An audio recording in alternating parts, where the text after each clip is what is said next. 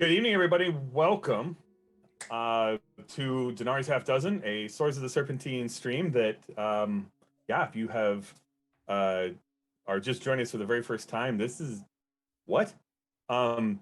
Watch this. You'll be confused, and then go back and watch the YouTube.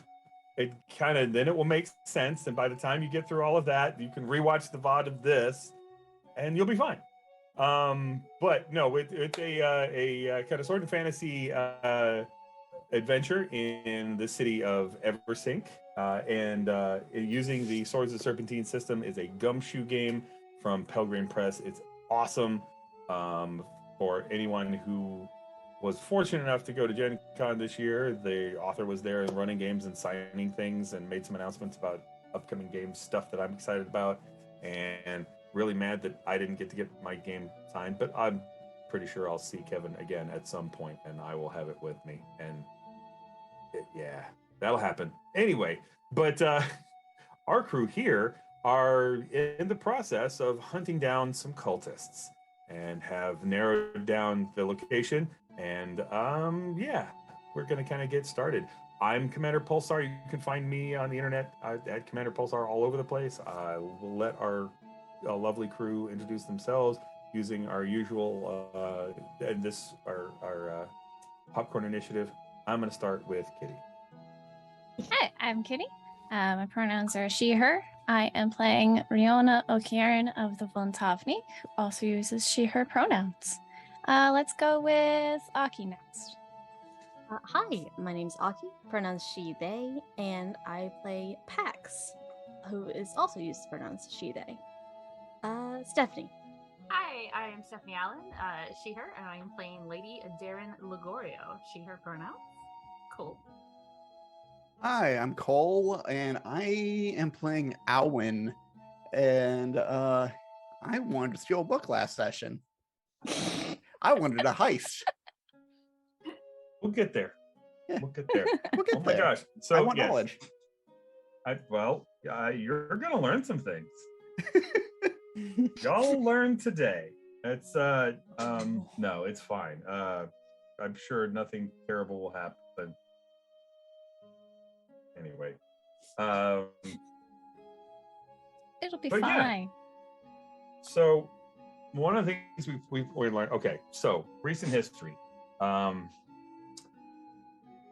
Signing Day happened recently, and that is a once-a-year event celebrating the contract between the goddess Denari, that is the goddess of the city, the goddess of commerce, and the goddess of civilization, that raised Eversink out of the swamp 1,000 years ago and signed a contract with the refugees that had prayed to her for salvation. And in exchange for their worship, they get a city of Eversink, which has become the world center of, trade and everything great and good. Just ask the people that live there; they'll tell you how great and awesome Eversink is. And and so this past signing day was the 1,000th signing day since that, and the old contract was up. The new contract was due to be signed, and forces at work tried to assassinate the goddess, and thanks to our crew here, managed to prevent that from happening twice, because there was some sort of time loop shenanigan. And so in the process of investigating that, they have found several sites in the city where sorcery has happened in a ritual fashion, and anytime sorcery happens, there is an amount of corruption that has to go into the world. Sorcery will twist and warp things, and either you let that sorcery twist and warp the world around you, or you let that sorcery twist and warp yourself as the sorcerer involved. And the goddess doesn't appreciate her world, her city, her body, in a way, being twisted and warped. So most Eversinkin sorcerers don't externalize their corruption. It's generally frowned upon, which means when it's done like 8 or 9 times in some kind of ritual pattern, that's a problem. And investigators get sent out like Pax, and Since Pax has friends, and those friends were really instrumental in like, hey, we had this time warp happen to us and we're kind of curious about it. They're kind of tagging along and figuring things out. So we've found one of these sources of corruption in, it turns out to be in a bathhouse and a meeting place for a cult that I believe Darren has come up with some clues about and things like that. And so as the group has just kind of busted in on the meeting, you can tell it's a meeting of this cult of worshippers of the storm, because many of them are naked and bathing, because that's part of the cult. So yeah, the ones that aren't naked and bathing are the ones that are kind of falling to pieces and slowly shambling towards the party because they're dead. Some of them recently, some of them less so, but that doesn't seem to slow them down any. And if I remember, I know that Pax and Darren and Riona have all gotten here. Alwyn is also here, and I'm curious, you know, this is mostly thanks to one of the cool skills in Sword of the Serpentine, so I'm going to take a moment to show off. Very cool game. There's even a discount code in chat that Ashen will probably throw in there at some point. But anyway, if you're interested in it, check it out. It's very cool. One of the skills that I think is super fun to play with is called preparedness. So instead of worrying too much about your equipment list beforehand, you can just kind of make a roll and see that you're prepared for this particular situation. And in this case, I think Alwyn is prepared to be here because we rolled really well? Question mark? Yeah. I'm asking Alwyn. Let's find out. I really think it'd be funny if I actually just thought it was a regular day of bathing for me. I mean, You just happened to go to the same bathhouse. I mean, maybe that's what it is. That's not bad. Alden fell not asleep in the terrible. locker room and like didn't realize they were closed, and now he's going, I might as well take another soak while I'm here. Yeah. Right? He like fell asleep in the sauna and woke up. Yeah, I was gonna say, this is kind of a Roman style bathhouse in which there are multiple rooms and things like that. So yeah, I was just kind of falling asleep in the sauna and wakes up and like, what is all that chanting? I need to ask for another towel. Well, your hands are all pruny. Just walking out. I like that. I like that, and with the good roll, I like the idea of that. Despite the fact that, you know, kind of having been here to bathe, that Alwyn still has a lot of their stuff to go adventuring with. You know, maybe it is in a locker or just your bag, or like, you know what, I don't trust myself to leave this out of my sight, and I'm just going to have it all here ready to go, so that, you know, we won't have to get Alwyn all the way to the finale of season 1 of Denari's Half Dozen in a terry cloth bathrobe. See, now that you said that, I wish I rolled worse. As an adventurer, you never know when you're going to need your stuff. Mm-hmm. I said, yeah, God, that's there is something to be said for that. Maybe it is a terry cloth bathrobe, but you have your backpack. You know, it's a terry cloth bathrobe with like the hotel logo on it or something. You know, just. Well, this is the thing. Alwyn doesn't really carry a lot of stuff with them. They might have the warding charm and then their cane. That's it. Well, okay, that's better than not having those things. Yeah, that's all they need. Mm-hmm. They were told to hold on to the warding charm. But also, the other thing too to remember is that, you know, that's a nice thing about preparedness. You know, I have my adventuring pack with me. I am not going to detail what's in it because right now I don't need to, but it's got useful stuff, right? Mm-hmm. And we know warding charm is in there. We know your cane, but maybe you've got that special herb you need for the thing, or, you know, or, did I remember to bring my set of lockpicks? Let me dig in here. Yeah, exactly. They're in this pocket. Right. That's what preparedness is really useful for. Of you know, this makes sense that I would have this thing, and even from a game standpoint, if it really makes 100% sense that you would have that. We don't really even have to roll preparedness. Like, I'm not going to ask Darren to roll preparedness to have some kind of insignia of her noble house. That's a given. That's gonna be there, that kind of thing. Now, does Darren have bat shark repellent on her utility belt? That might be a roll, But by which I mean that there are probably bat sharks in the catacombs under Eversink. That's not a Batman. Did you think that was a Batman reference? That's no. Anyway. But you get the idea. Oh. But yeah, so we've come into this thing and there are zombies, and I think basically at some point, which one of you, I'm you know what? Riona, what do you do?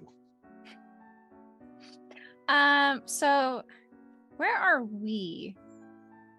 So last time we had established that I had snuck in both Pax and Riona, like these shadows up into the rafters. Yeah, you guys are like on a balcony above, kind of a walk, which is probably, I think probably for a nice, this bathhouse is I'm gonna say probably an iron. If I think we established it was an Iron Cross, which is more of an upscale business district anyway. So it's kind of one of those nice, that he's like during the week, earlier in the day when it's not after hours or whatever, this place actually does go pretty late because people will do business deals. Much like, it's here's the work day, but the actual deal making gets done in the bar after work, or in this case, in the bathhouse over a bottle of wine, in the hot tub or whatever, that kind of thing, that those kind of conversations happen. So this is I'm not gonna say opulent, but fairly nice place in that that upstairs is also I've done the hot tub, I've done the bathing thing, I'm gonna relax in the robe, and here's where I'm gonna get, sit on the lawn, on the chaise lounge and have some wine and we'll talk business or whatever. There isn't really anybody up here. I mean, it's the closed for cult meeting kind of thing. So the balcony is just y'all. So but down below, these zombies have all turned and kind of looked in your direction with the whole, and not in a slow zombie sort of way either. It's more of a kind of kind of thing. Are we? Let's see. Trying to figure out how to phrase my question to get the answer to you be useful. want. That and to be useful for you. So we're on a balcony. Is there so if it's like a pool beneath, is there a walk space between? Are we directly above the pool? I'll phrase it that way. I think if you were to jump from the balcony, you could jump far enough to land in the pool. Can I throw seeds far enough to land them in the pool? Unless they're like really light or something, yeah. And also, I mean, it's magic. You can push them. Just drop them. Yeah, that's the question.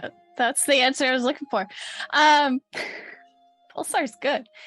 Yeah, I'm going to grab a handful of seeds from my patch of seeds and throw them to the pool. Okay. And when they hit the water, are there people in the pool currently? A couple of people.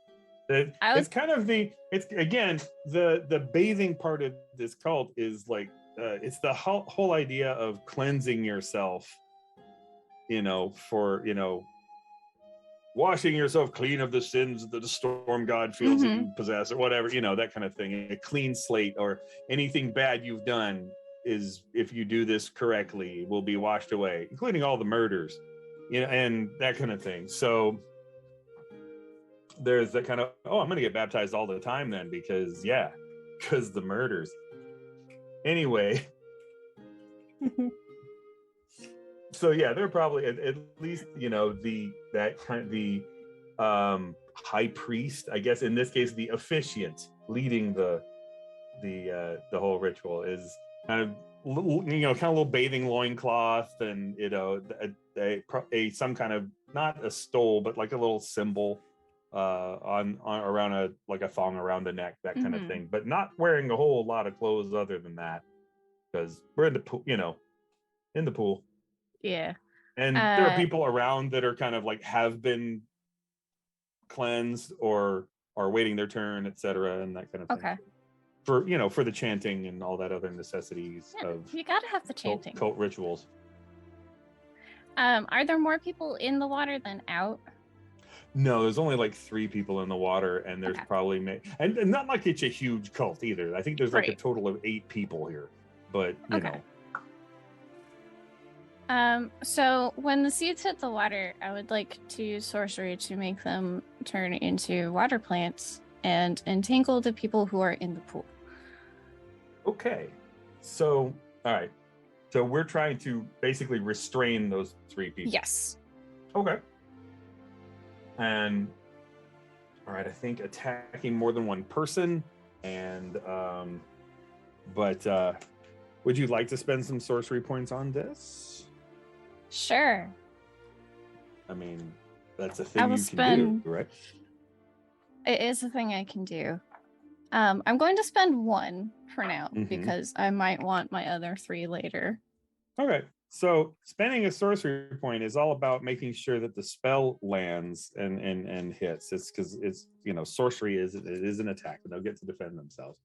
In this case, attacking health in a way, because you're trying to put a condition on someone, which is the restraint condition, and they, if I remember right, that it's you'll wind up rolling damage. They take that damage -2 unless they go ahead and agree to be restrained. Okay, cool. So that sounded correct. Cool. I'm hoping so. It's been a hot minute since running a combat. I think we ran a combat like our very first game, and it's been a while. It's been a while. But also I've been caught up with house stuff. I'm going to be writing that excuse for a while because it has been a hell of a thing. At any rate, we've decided you are going to spend some sorcery points to make sure the spell hits, but are you going to spend any corruption to increase the spell's effect? Not on this one. Externalize. Okay. Yeah. Okay. Don't worry, Cole. Eventually it's going to happen. Eventually that's going to happen. Now the question is it's going to be a race between Alwyn and Riona. You think that, and I'm gonna see what I could do. So see if our dark horse Darren wins that, just comes from behind and wins that race. I have given many pressure points. They're there. Right. Mine are all secret. And I guess did we make an arrangement that Oleander was going to bring some troops here because we kind of figured that this was a place for the cult to meet, or was that something I just? Well, I think we tipped her off that there was going to be like we tracked here because we think the sorcerer who fired the crossbow to Denari was in this cult. I don't know. We can leave that up to you. Who she brought? Right, and there's also the whole. It can be one of those. I'm going to roll preparedness because this would be a great time for the reinforcements to show up, kind of thing. Yeah, I mean, I have. And I remember you specifically said that it's not her district. Yeah, but she was going to be there anyway. So. All right. Well, I rolled a 2. Okay. To hit.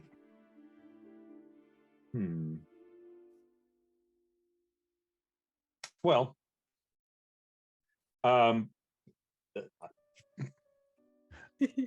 Cole, why do you do this? Anyway, Well, it's distracting all of us. Our chat. I have a lot of energy from work today, okay? How? Tell me your secrets. I come home with no energy from work. But anyway, would you like to spend some points after the fact? If you spent 2 points after the fact, that might hit. That is likely to hit. Let's say it's likely to hit. As in your target number is 3. No. Okay. Because I might really want those sorcery points later. That's fair. In that case, then what happens is the plants absolutely, like water lilies and vines, I guess what kind of plants they are, but the viney plants, and they tendrils of course start going for these cultists to grab them, and the other 5 kind of pull them out of the water before the vines can catch a hold of them, and they're kind of slapping them away or whatever. And the pond is now covered in water lilies. Yeah, there we go. My next question, I guess, for Kitty is, who's going next? So your choices as far as opposition would be your cult officiant, your cult leader, I guess, the cultists, and the zombie. And of course, the people on your team. Mm-hmm. So. Gonna let the cultists go next. Okay. Fair enough. So that gives everyone else a chance to react and fix the problem I just caused. Or make it worse. Or make it worse. Or better. You'll make it better. Okay. The cultists grab their belongings and basically try and get out of the room.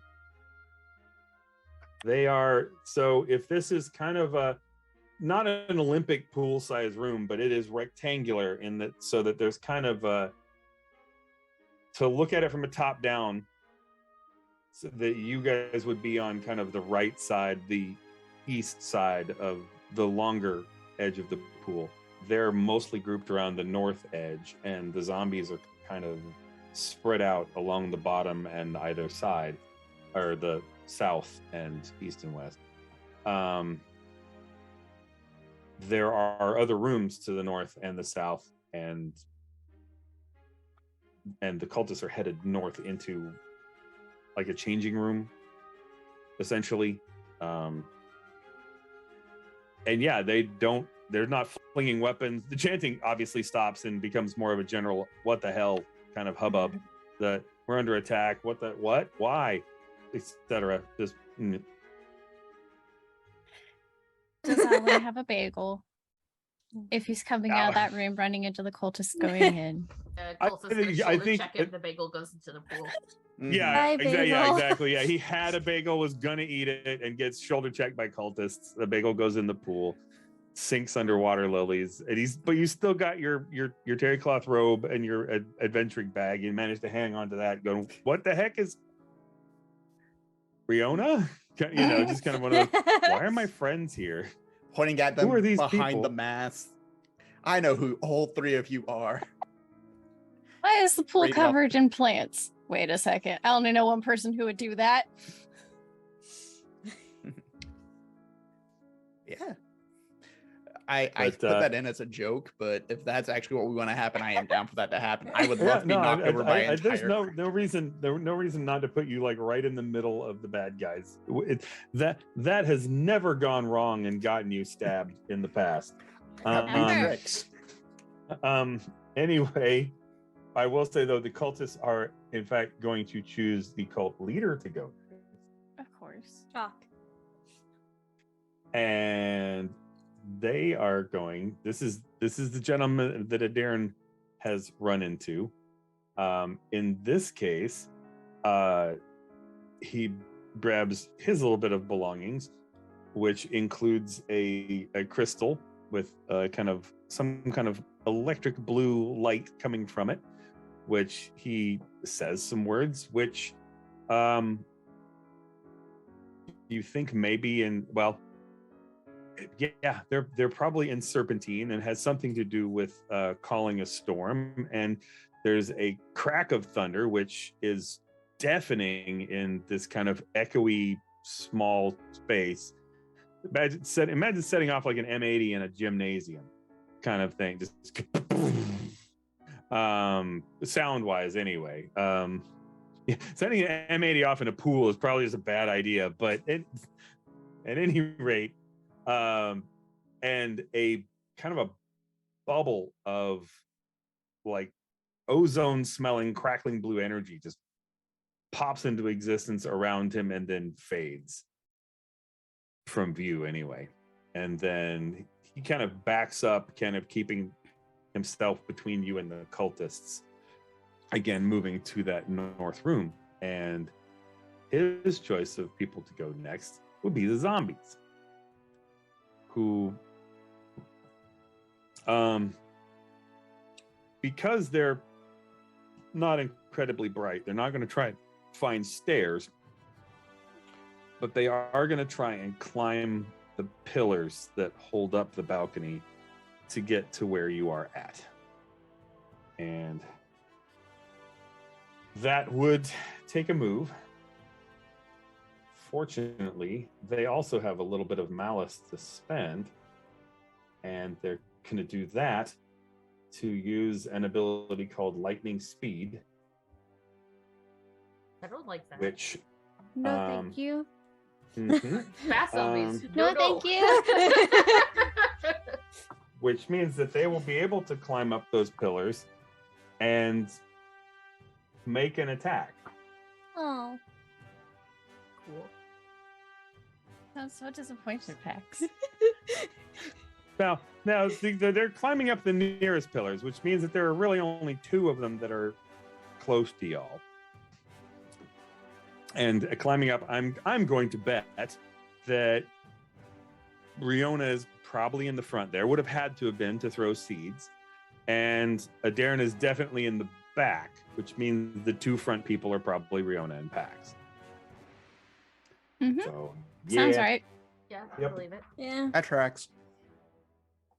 Fair enough. So that is whom the zombies are going to each get at one attack at.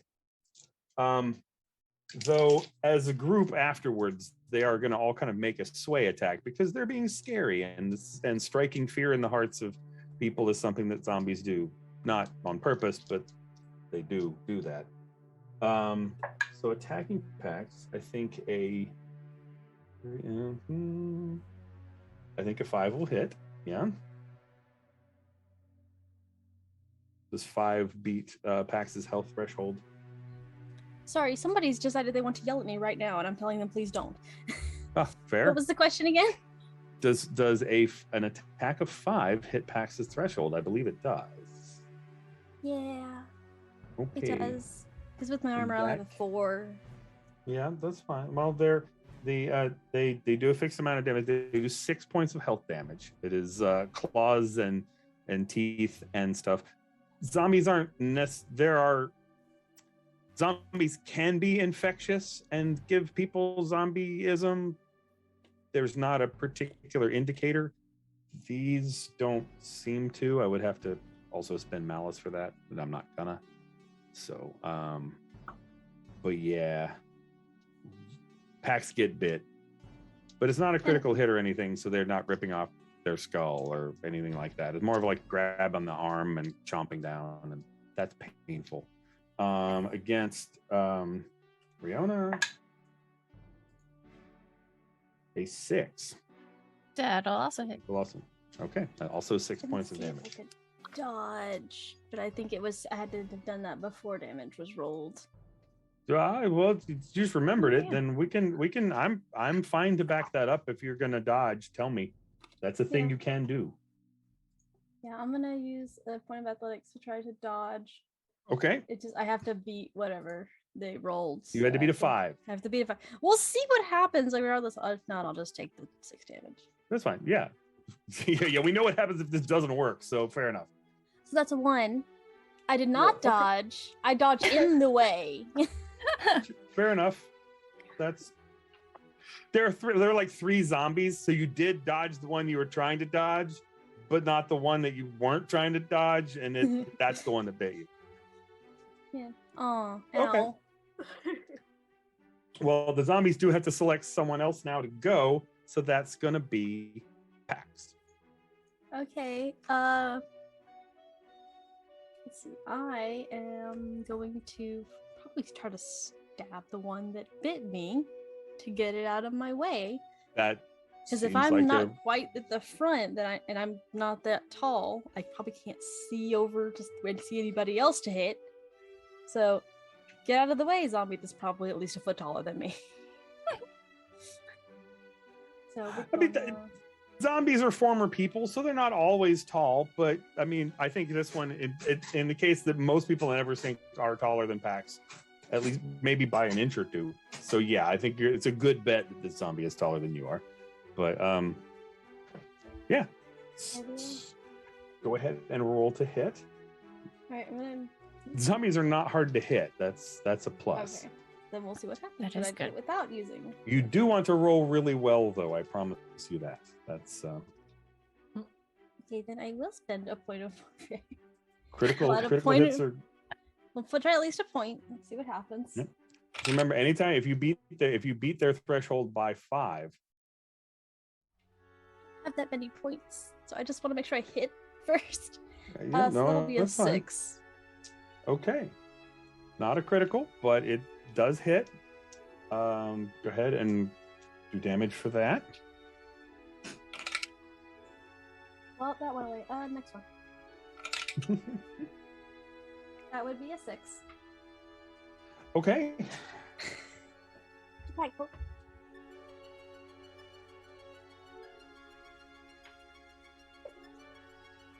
All right. Okay, cool. And who would you like? I guess you get to go. Who would you like to go next? Your legit targets are Adairn and Alwyn, and then round. So I really want to see Alwyn get out of this. Alwyn. You imply I'm getting out of this. Or do something in the middle of it. So here's the question. When the cultists come charging into the locker room, am I already on the way out? And so I see the cult leader do what I assume is a ward or a trap? as a sorcerer, yes, that's probably almost certainly a ward of just a particular flavor. Probably a ward of, if I had to guess, just given the nature of the cult, it's probably a storm sphere. Or a lightning? I mean, I would think it would look like a lightning sphere. It has that whole kind of electrical crackle and descent of ozone, which is very much a lightning strike sort of thing. So yeah, I mean, certainly a lightning sphere would be something Alwyn would be familiar. Yeah, from Alwyn's point of view, that's definitely a ward. I imagine Alwyn is just like shoved around, pushed around, drops whatever they were holding for a little bit, and like kind of picks it all back up. It's holding like a few things in their hand and looks over at the ward and goes, "Oh, now that's fascinating. Can I absorb the ward considering I have a lightning sphere? Is that something I could do?" Well, I mean, the trick there is it's now up, so trying to absorb it would actually work against the spell because the ward is there now. So you could do a thing, but could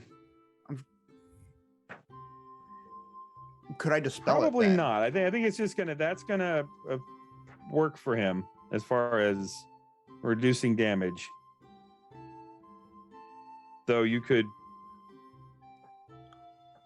how are you trying to counter it, I guess, is the question. And because I think there's from a timing standpoint, he had the opportunity to get that off before you're really necessarily aware what's going on. So yeah, I was thinking, my thought process was like, it is of the storm, it's lightning, it's going to essentially discharge. I want to ground it somewhere. Preferably not through me. Well, preferably. I mean, that's more of an attack. Okay.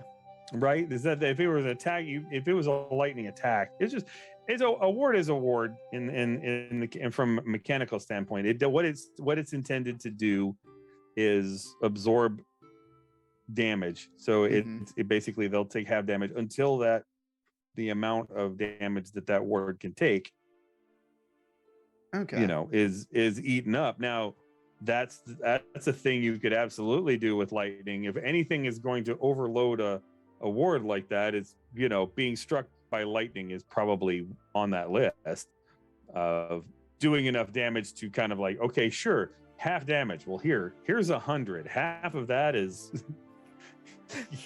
sure, take half. Okay.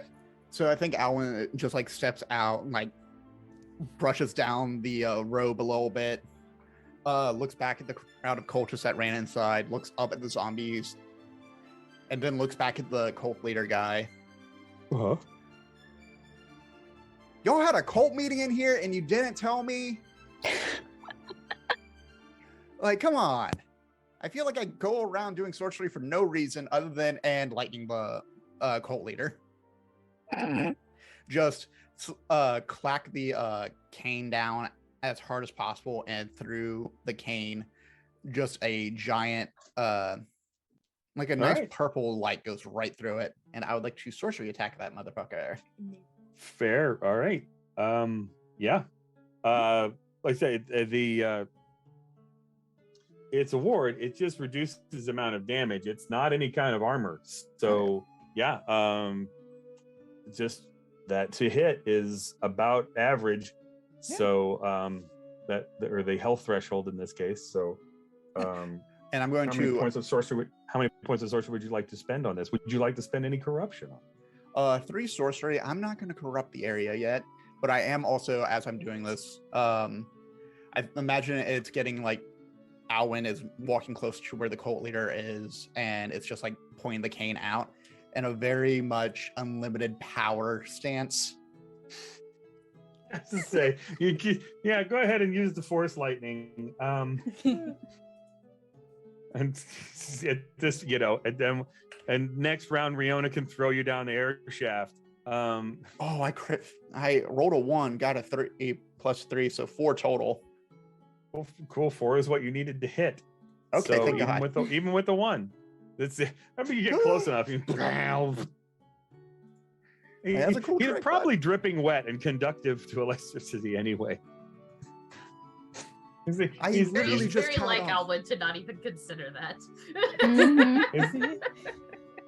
He's recently been pulled out of the pool, so yeah, he's absolutely dripping wet. So yeah, just vop. Okay. Yeah. So go ahead, and that's if I just D6 plus 1 plus you spent, and your bare minimum in this case is 3 because that's how many sorcery points you spent. Yeah. So D6 plus 1, so plus 4 total. With that D6, 7. Okay. Fair enough. Okay. That does not make him happy. Again, that lightning, yes, that you can see that ward kind of come up when that lightning kind of plays across this kind of electric blue, kind of the point of interference and stuff. That is just, it's not a big bubble around him. It's more the ward is like where his skin is. This is kind of that little force field kind of effect, but it's still in that you can tell it's not, because if lightning were hitting him, it would probably be like, burning, but it's just and kind of just hops and jumps like solar corona from the spot.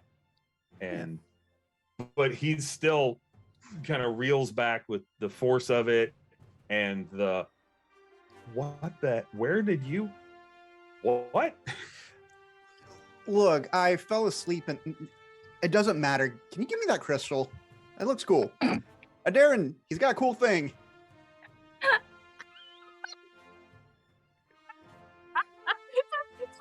Actually, like shout that outside into the pool. Just what do you want assuming that she's there.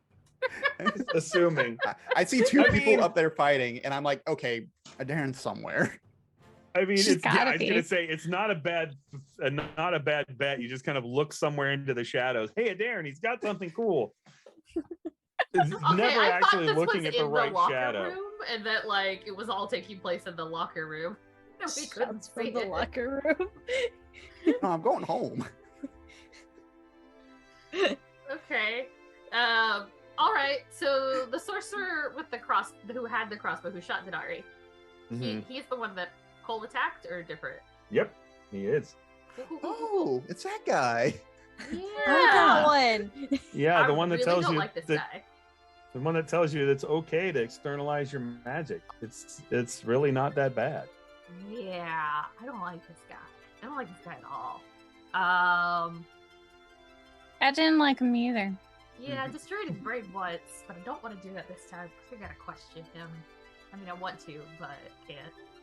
Yeah, I'm going to I think I'm going to not get involved in the middle of it. Because I'm a little smarter than Cole, just a little bit. Than Alwyn, I mean. And so I'm gonna I am going to have shadows of all of the cultists stand up and grab all of the cultists. All their shadows stand up and grab them. Oh, well, okay. Most of them have made it into the room adjacent to this one, so they're not. Okay. It's not that you can see them. Anyone that I can see then is going to have a shadow come up and grab. You can certainly grab them. Yeah, you can certainly use sorcery to restrain this cult leader. And I would like to do it with his. I'll spin the corruption to have it target like anyone with his shadow, and that I can see that is hostile to us. Right now, it's okay. That would be the cult leader and the zombies. Yeah. The other 7 cultists have gone into the room to the north. Okay. To do whatever, but yeah, you could absolutely do. Okay. Yeah, I think a point of corruption would get everybody in the room. It's not the hugest room in the world, so yeah. Okay. Yeah, so I'll spend that point of corruption. That's fine as an area effect, sure. Okay. So, and then yeah, you just see like the shadows just like rise right up, like they're just liquid pulling up from their own shadow. Oh, I love it. Reforming to exact copy of them, and just attacking them because I like to do that. Giving them all big hugs. Yeah. That's fair. All right. Would you like to spend any points of sorcery to make sure the spell hits? Yeah, I'm gonna do that. Okay. I'm gonna spend 4 points. Okay.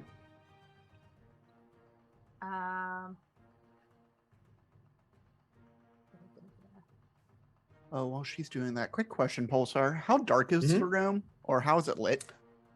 It is not. I mean, it's not like bright lit. But there are the torches, the sconces, kind of the lanterns that would normally light the room. There's a lot of times during the day when it's mostly in operation.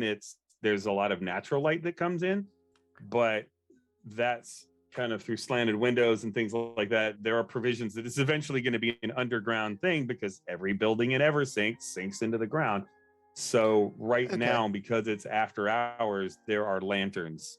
Gotcha. That's all I need to around know. the wall, and these are lit for the after hours, closed for cult meeting sort of situation. So yeah, they're just kind of like, I'm not gas lamps, but I imagine like little pans of like oil. I just need to know if the room was lit in any fashion at all, so I could play with shadows in a second. Not brightly. Certainly, there are certainly plenty of shadows to rise up and grab people. So, absolutely. So that's a 3, but then I added 4 points of sorcery to make it a 7. It's okay. That's all right. Is that enough to do critical? Is that a critical? Almost. Dang. As remember, it's a critical would be 5 minus whatever you rolled would be the threshold of that. So in this case, to hit the leader would be a 9, but for a critical hit. Okay. But you're still adding 1 die plus 3. So Plus to 4. your other plus. Well, you're rolling 1 die plus 1, and since you spent corruption, it's another die plus 3. So it's 2 dice plus 3. If I'm reading this chart right. Coming from? It's on the corruption chart. Actually, no, hang on, because you're hitting everybody within point blank range. So it would just be the 3 3 additional, basically. Damage? Because you spent corruption. Right. Okay. Basically, it's one of those a corruption spend, total damage to all within range of the target kind of thing, and you're hitting the whole room. So it's basically splash damage. Right. Okay. In so a way, rolling 1 die or 2 die? Sorry, I'm confused now. You're rolling a die. Okay. Plus 1 plus 3, so a die plus 4 total. Yeah, because you get 1 for sorcery, just using sorcery. 1 die plus 1 for sorcery, and then plus 3 for the corruption. So that's 6. Because I rolled a 2. Okay, so that's 6. Wait, the minimum amount you could do is the point the point you spent. So yeah. But I spent 4 points of sorcery. Right. So minimum you could get on this is 4. But it's what you roll 2 plus 4 is 6. Right? Because you're rolling die plus 1 plus 3 for the corruption. So die plus 4. So 2 plus 4 is 6, which beats the minimum of 4. Right, I thought and that what was that the is. die. No, I have it written down as the base cannot come up. The base 1d6 cannot come up less than the points that you spent. So it should be a 4, even though I rolled a 2. So 4 plus 4, 8. I'm willing to. Yeah. I can go with that. That's what I have written down in my That's notes. fine.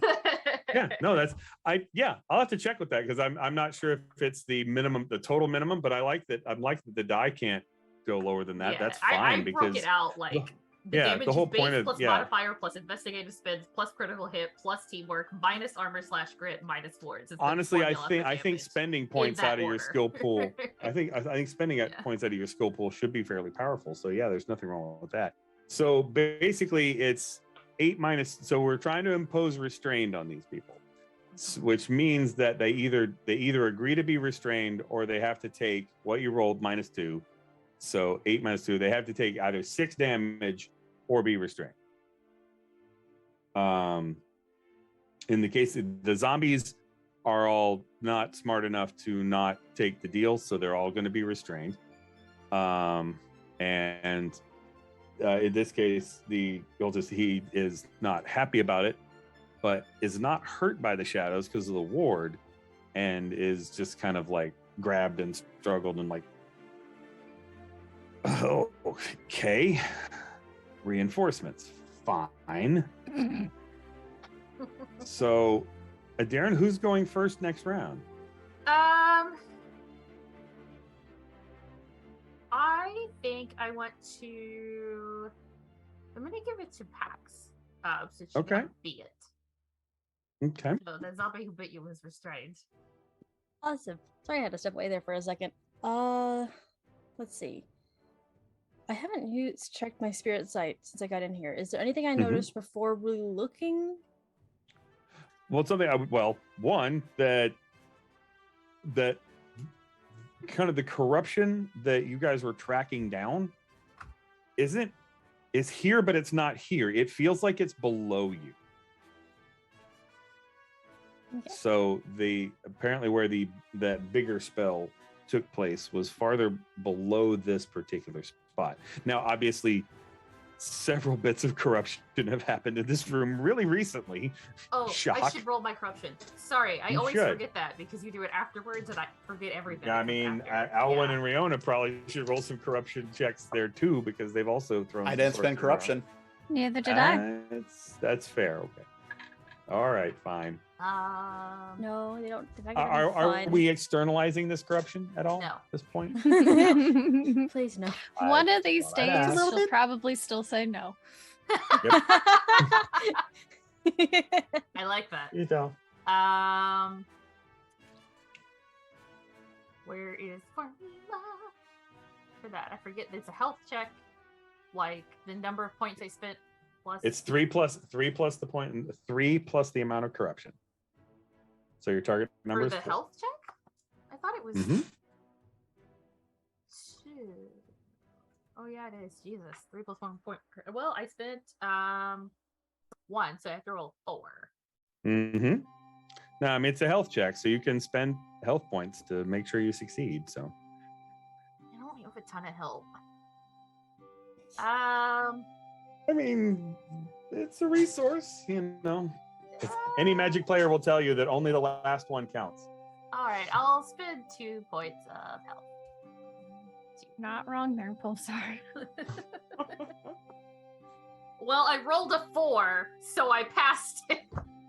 Excellent. Yay! So you get a few more scales. Yep, yeah, to say time. So what that means, when you spend corruption and internalize that corruption, your body is still altered in a way. The power of the magic will kind of twist you a little bit, but in this case, it's not in a noticeable way. So yeah. Oh, good.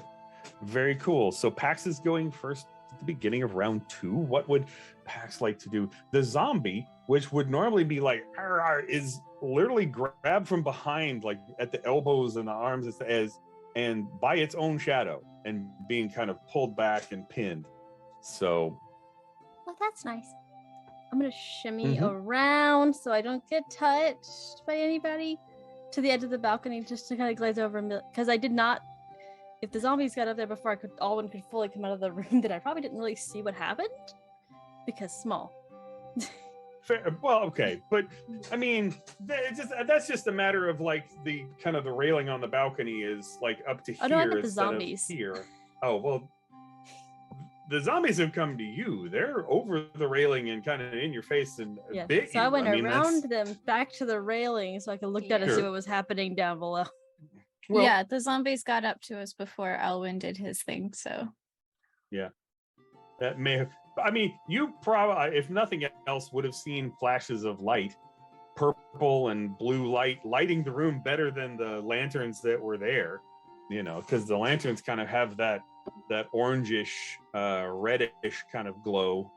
Kind of gives the place that whole. You know, if we were shooting this as a movie, then obviously it would be orange because you use orange and cyan for action films. So it would be the orange from the lanterns, and then the cyan would be the bad guys' lightning ward, and then purple because purple. Because for Alwyn. purple. That's a very valid reason to use it. I mean, that's why Mace Windu's lightsaber is that color. Yeah. Pax, of course, Pax looks back towards like Adair and Riona, and like has the panic whistle. Like, do I need to, or do you want me to wait? Because Pax saw them at least use sorcery, and it's like, do you want me to wait till you can hide this? Kill the undead. Okay. I'll just. I mean, Fair. generally killing the undead's a good. There really isn't any culture in the world that approves of necromancy, which is, Okay. you know, just not okay. I was like, I just didn't know if we wanted to get help, and then just stab again to the same zombie. You sure you don't if want me to it's call still- somebody? I mean, I could. It's just, Yeah, I totally could just like go get something to help somebody to help because there's like 4 of us in here. I will. this is absolutely kind of. I love this kind of. It's yeah. There's nothing wrong with having banter and all that in the middle of a fight. That's how that works. Why not? I will try to do a stab again. Sure. Not gonna use any points this time because I'm having a conversation. That's a 4. Well, okay. Yeah, the zombie's restrained, so hitting it not much of a problem. Are you sure you don't want to spend any points on that? But can I like kebab them or something? I mean, critical hits are good in this case, but That was you're close to a critical hit. How many do I need to do a? Well, since it's after the fact, you'd have to spend 2 to increase it by 1. So that's our house rule. Kevin, if you're watching, that's our house rule. Is they can spend after the fact, it is 2 for 1 after. I'm gonna do it because it's cool. All right, fair enough. I have a lot of sway. I have an idea for that later. Yeah. So I'm gonna just. So in that case, you get to roll an extra. In that case, you get to roll an extra d6 damage. Cool. Let's grab the dice. Okay. 9 points. Nice. Okay. So what does it look like when you take this zombie absolutely apart? It's very much like they've done something similar to this before motion. And it's while they're talking to Darren going, are you sure you don't want me to just like go get some help? And it's just it's sideways and then arms back to the side. So it's like kind of like almost like a halvesies move for at least one of them. So like cutting it in half. Yeah, fair enough. Yeah, it's like twist, like slicing through, like kind of below the rib cage and just like right through the spine, and yeah, to not be gory, there's not as much resistance as there might be with like a living person, but and I think the various strain on the body, because the zombie's trying to escape from the shadows, and when the zombie just stops, the shadows that are pulling on it obviously are still going to pull on it because they haven't been told otherwise by a Darren, and are pulling in different directions. So that zombie just kind of gets, the top half of it just gets flung over the balcony, and the legs just kind of get flopped against the wall. So when that happens, as the hand goes down, the hand also goes back up for a second to shield for just a moment while talking. Just dodge any incoming icky. There is absolutely some ichor, but also that puts some refresh into the pot. So because you've taken out one of the bad guys, and that's a situation where zombies are really resilient. So generally, damage is damage and doesn't stop or slow them down. But criticals are big hits and will wipe out zombies most of the time. So that's a useful thing. Who's going next, Pax? Who's up in the wheel of zombie killing? I'm gonna give it to my fellow has-been launched person, Riona. There we go. Okay. So Riona with tactics of death and how many are there up here? Up here, there were 6. Now there are 5. Right around where you are, there are 2, and there are 3 more that are on the kind of the south side of the balcony and kind of making their way downtown. Okay. Walking faster than zombies should. Does it look like those? Can I tell where those ones seem to be heading to? Like if they're targeting a specific person? Well, they're targeting the living people up here, which would be you 3. All 3 of us. Okay. Good to know. But well, I mean, the 2 up here are probably, again, still closer to you and Pax because Adarin has strategically placed themselves in the shadows behind the 2 of you. Well, I don't have to read anybody's memory right this second, so. So yeah, for the 2 that are close by are you and Pax are the obvious targets. The other 3 are kind of coming in this direction because to go after Alwyn at this point would be to have to shimmy back down the pillars and walk around the pool. And are you sure they don't want to expend the extra effort? You can get the steps in for the day. Cultist leader has you covered. They don't need to worry about you. It's not necessarily the extra effort, it's the extra brain power to think maybe this is more than necessary and we should go help out somewhere. They're not strategic, they're zombies. It's not more than necessary. Look, heartbeat, we'll go that way, so. Oh, I see. Brains over there. Let's go. These would these count as monstrosities? Oh yeah. Okay. And they are all currently restrained. Mm-hmm. Right. Okay. Yeah, that's the other thing too, is that they're still moving in your general direction. They're just being pulled away from you by shadow. But all right. So I'm going to use a point of Tactics of Death and 3 points of Warfare because I want to hit these things. All right. Let me flip to the right page on the cheat sheet.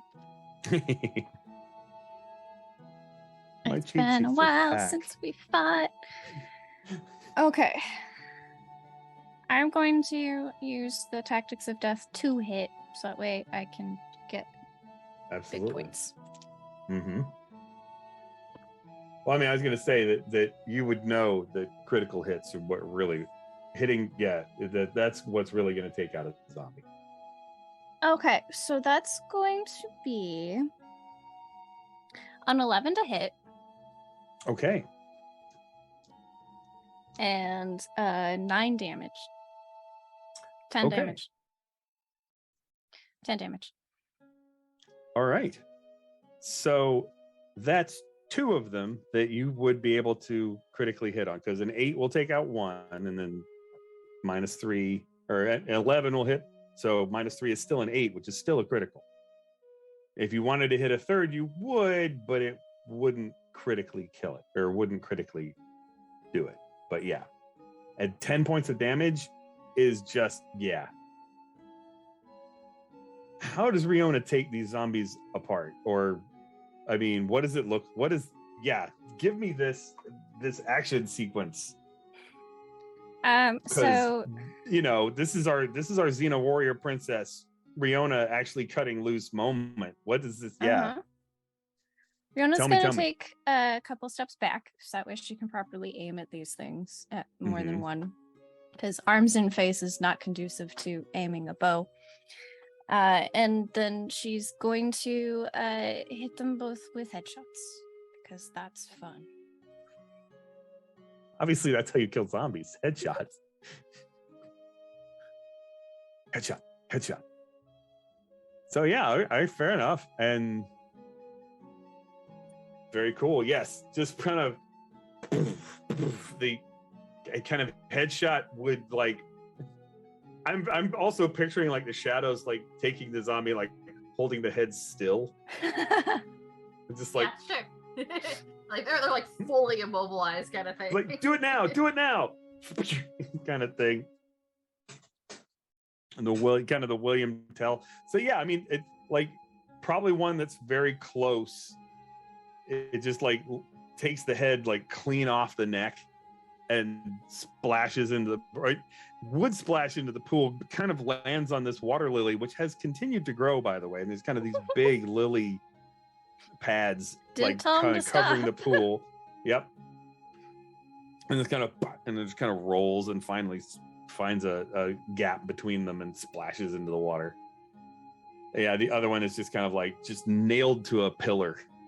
Mm-hmm. So it's immobilized several ways now by magic and with a arrow shaft like through its face, like right through the nose, like through the hole there, just gonna nailed to the wall, right in the sinuses. Yeah, everybody does shot through everybody does shot through the eye. I think like right, it's just kind of like right into the anyway. Very cool. And it's just kind of like, haha. And so the two around you, the area around you is basically kind of zombie free zone right now, or at least moving zombie free zone. I was about to say a living zombie free zone, but none of them are. Terminology when you're dealing with undead creatures. Mm-hmm. The moving zombies. This is a no moving zombie zone, but there are 3 more kind of coming in your direction, still moving slowly. So is it Alwyn's turn? Is it Darren's turn? Is it the cult leader's turn? Is it the zombie's turn? I'll let Alwyn go next. Okay. So we live in everything. Statues are everywhere. Are statues also in the bathhouse? Oh yeah. Awesome. Are there statues on that door that the cult leader was heading towards? Probably there. I'm going to say that in the corners of the room, kind of like,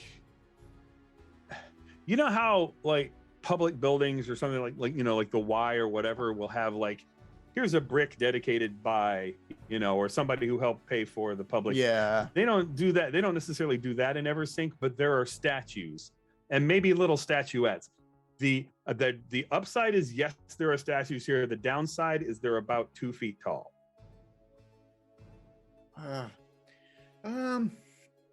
Damn. But there's a display of like patrons of the bathhouse kind of thing. Yeah. What, you don't want to do an Evil Dead thing where they're all like little? Actually, yeah. I guess if they are close enough to the doors, I'm going to realize, oh shit, they don't know I do lightning now. And Alwyn is instead going to look at the statues on the wall and just say, grab them and hold them all down.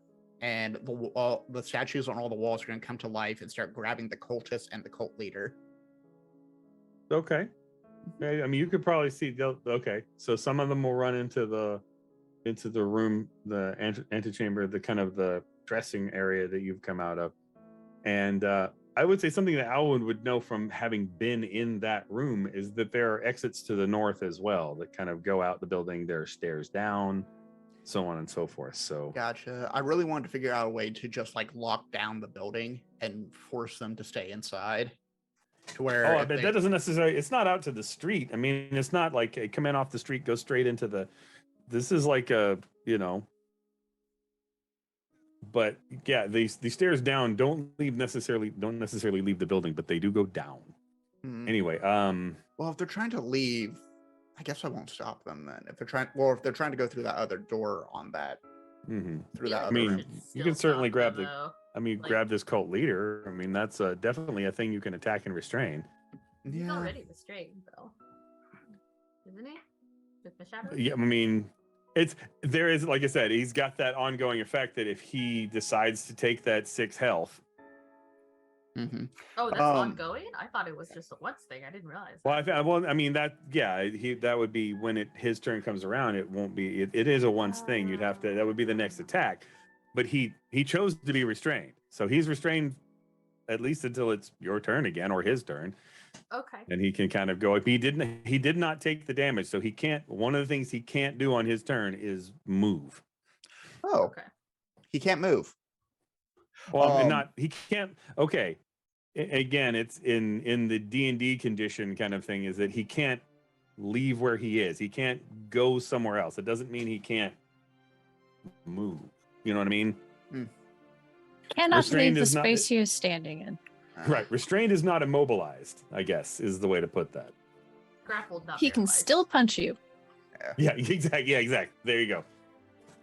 I like your initial idea of restraining the escaping cultists because we probably want everyone at this cult so they don't come back for us. I'll stick with that. I'll stick with like trying to start grabbing the cultists through the walls. Just a whole bunch of statues all going, you're mine! I'm gonna get you! Yeah! God! One deep bass one just... Oh no. I'm gonna say, since they're like a solid thing carved out of something, is they can't do the pushing air past the diaphragm to talk. Got it. So their voices are more may or may not be creepier because there's silent statues that have come to life and are grabbing people. I honestly still think being grabbed by 2 foot tall statues of dead people is probably creepy enough.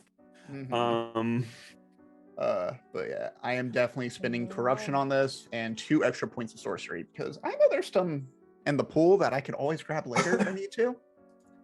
Let's do this. My good. All right. A point of corruption and 2 points of sorcery. Okay. Because I want this to work. Okay, so here's my question again. Spending corruption, do you want to spend the corruption for a bonus to hit, or do you want to spend the corruption for the extra die to make it harder for them to resist Harder to resist. I want the to effect. Yeah. So just make sure I'm rolling 1d6 first with the +5 to get that effect. Is that correct? That's +3 from spending the point of corruption, +2 from sorcery.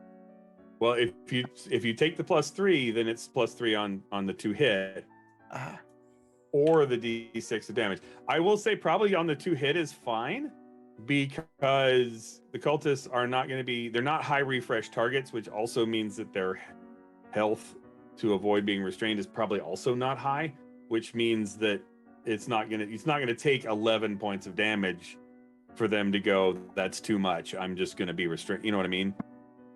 Their health is probably in the 1 to 3 range, and probably on the low end of that. An average citizen in Eversink has like 1 point in health, which means pretty much any restraining effect they're going to choose to be restrained, because otherwise they just get taken out anyway. So okay, well, Alwyn is not one to murder yet. Well, I mean, that it's not a murder thing. It's just kind of a, they would absolutely choose to be restrained. The option otherwise is to pass out, which is also a form of restraint, I suppose. Mm-hmm. So yeah. Okay. But I would absolutely take the roll d6 +5, and then just do, because you'll have the minimum on your d6 roll for damage is 5. Or no, it would be 6. Ooh, I'm glad I did that. Yeah. Rolled a 7. Yeah. And that's with the +5, so. Okay. That's it's not necessarily a critical. Mm-hmm. The critical would have been 8. I will spend 2 more points of corruption to get that critical. 2 more points of corruption, or 2 more points of sorcery? I mean, sorcery. Okay. Cool. There's a big difference in this case. I spend all my points of corruption and externalize and ruin the bathhouse for 500 years. And your friendship with the Darren. I really want to make sure these people are restrained, so I'm going to make sure every statue in a square mile is grabbing them. every statue they walk past for the next day just grabs them and holds on to them. Curse them permanently to be tripped by statues. Yeah, okay. But, okay, spending those extra points of sorcery will make it a critical hit, which means you still get that extra d6. Okay. So, yeah, but have spent a total of 3 points of sorcery, which means the minimum you can roll on at least one of those d6 is a 3. So, sweet. Yep. All right. And spend a point of sorcery, so you're looking at a 2d6 +4 is what you're going to wind up. All right, so that's the first d6, and let me roll that second d6. Mm-hmm. Okay, and so 6 plus. Yep. Just roll that. 4 plus 6 is 10. Plus 3 is 13. So, and so -2 is. That's oh no! I already added I rolled a 2 on the d6, so +4 is 6, and the +3 is 9. Okay. Yeah. Gotcha.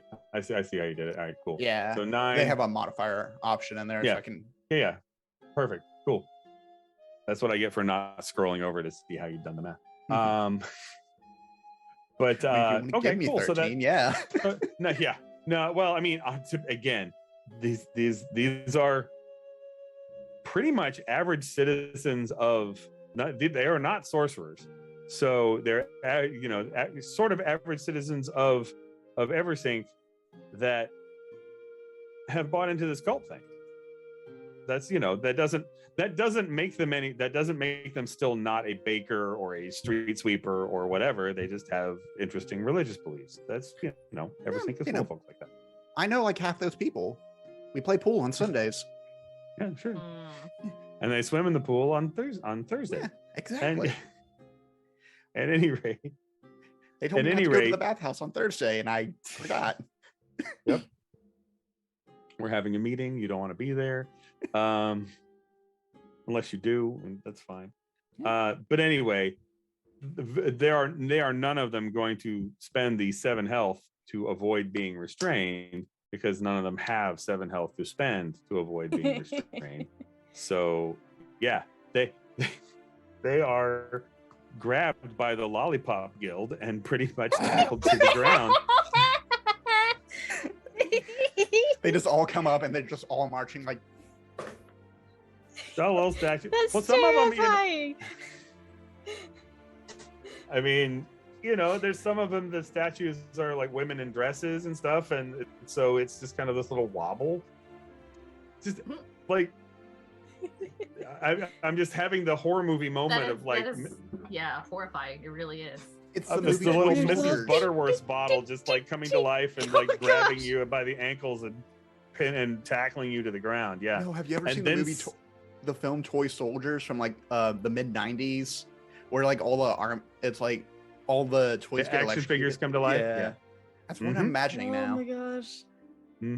So yeah, they're a little larger than that, right? Because these would be like the I don't know, like the American Girl. Am I saying that right? The American Girl dolls or whatever, because My they're like, Squishmallow's 2 feet tall, so yeah, I can go hold that up if you need a reference.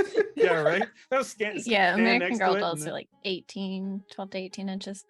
Yeah, so like that, just like 6 or 8 of them all grabbing you, tackling you, and then sitting on you to hold you down. Yep, you. These are some. I think they're probably going to take some morale damage as well as health, as well as being restrained here. Just kind of. I'm about to take morale damage just hearing about it. Don't worry about it. It's fine. It's fine. I need to roll my sorcery and everything isn't creepy at all. Real quick, I'm gonna roll my corruption check and I'm adding a +1. Yeah. So 3 + 1 is nice. I do internalize. I should say that beforehand. I did roll a natural 1, so 1 + 1 is 2. Yep. Which means that the change is something that is obvious. So Alwyn already has like very gravelly hair. I think to keep with the statue, I think the outside, I think their pupils take on like a stony color. Okay. And their eyes still move. Just they like a statue, it's following everyone at all times. It's that painting perspective of just like you always feel watched.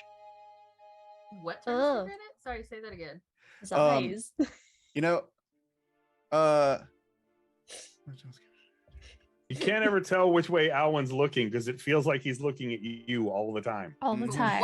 What turned to granite? Sorry, my eyes. His eyes. Both eyes. The color of his eyes. Okay. The color. Yeah. The color of their eyes. Not necessarily the material, maybe. I don't know.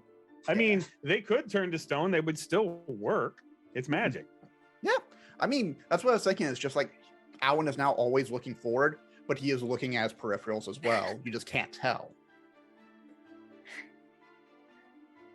Awesome. Thank you. Yeah.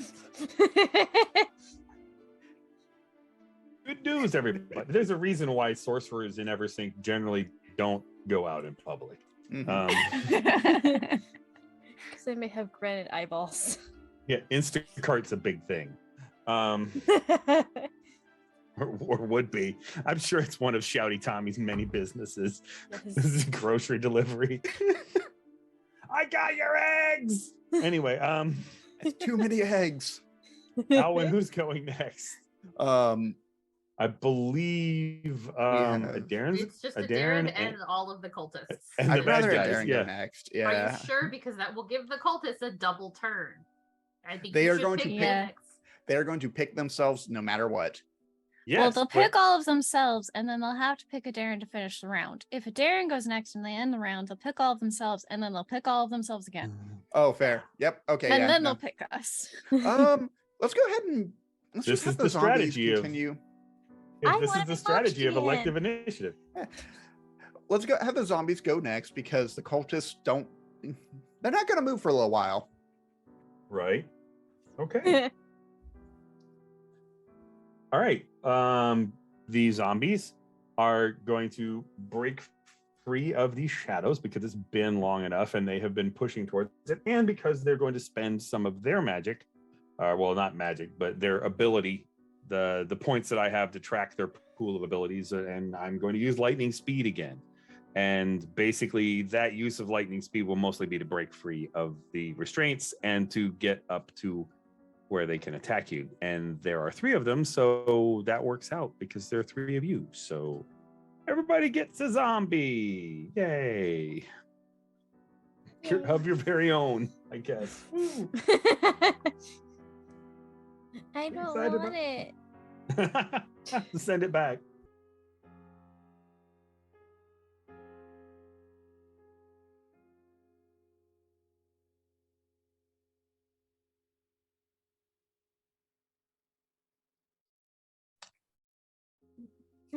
Welcome back, everybody, from our break. We kind of took advantage of the kind of check the watch going, it is about that time. And we had some internet connectivity issues. So yeah, I hope you got a chance to get a stretch, get a snack, get a little bio break and all that other good stuff. Restock your water, all that good stuff.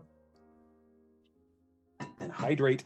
And yeah, we'll get back into it because, you know, everybody's got zombies. Except for Alwyn, who has a cultist, I guess. I mean, Alwyn's got to be different. A possible person to date. Gosh dang it, Alvin. Yeah, here we go. Yeah. So, I will a 6 hit at Aaron. Yeah. That would be a zombie attacking at Aaron for 6 points of damage. Okay, well, I have an armor of 1, so I guess that takes it down to a 5. It takes 5 points of damage. 1, 2, 3, 4, 5. I'm at a -1. Uh-oh. Okay, if I remember Oh, no. right, that there is a Have to make some roll kinda, to stay like- conscious. Yeah. Oh no. Please stay conscious. I'm Yeah, gonna the tell heck? you had more we health. spending health points to not, like, you know, get goat feet or something. Yep. And now you need them to not get unconscious. It feels really weird to be in this That's position like where it. I'm not the one going down. And you're in the middle of everything, too. Well, to be fair, I not- restrained everyone. As Is it a morale thing? Is that what it is? I don't I have it. believe. So yeah, your health check.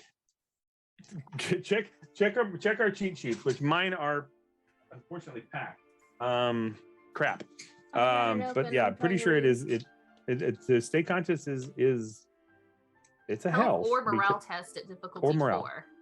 Okay, so if you want to do it morale, then that would probably work better for you. Yeah. But I I think it's think basically it's how it's- you're being attacked, because if your morale goes to negative, then you have to. Yeah, it's Avoid how you're fainting. being attacked.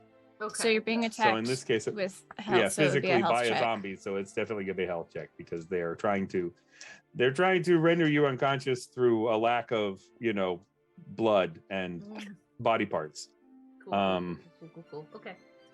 And it's just a straight dice roll because I can't spend any points because I'm at -1. Well, you You can. can always spend more.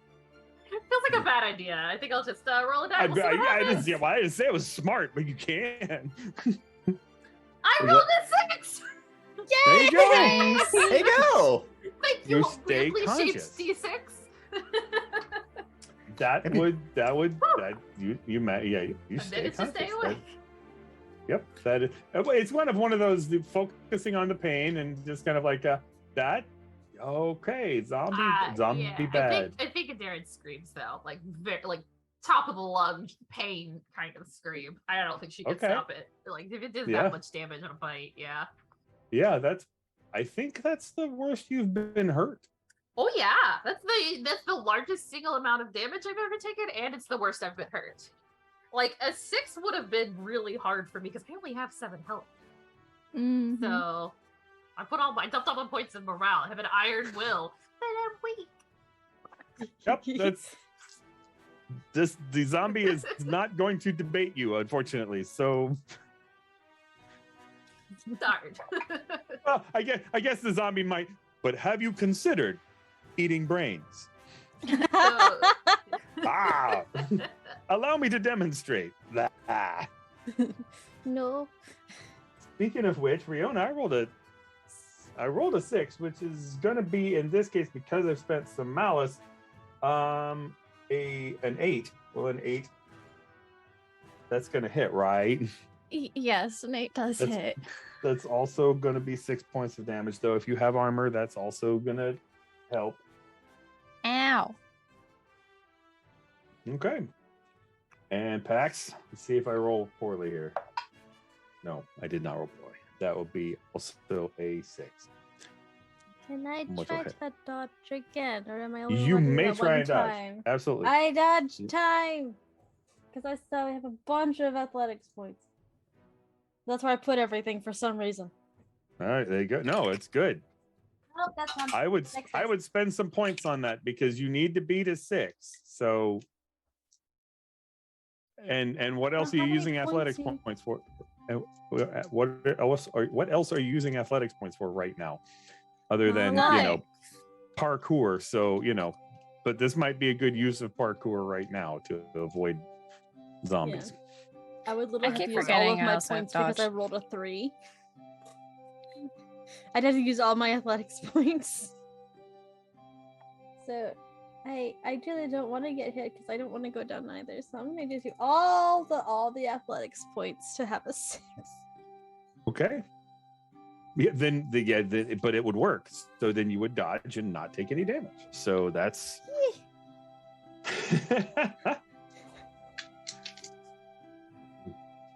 But yeah, this is where it's always going to be cheaper to declare those points before you roll. But yeah, all good. Okay. Yeah. And I believe, and the zombies are going to, I think, select the cult leader to go next. And I think in this case, all right.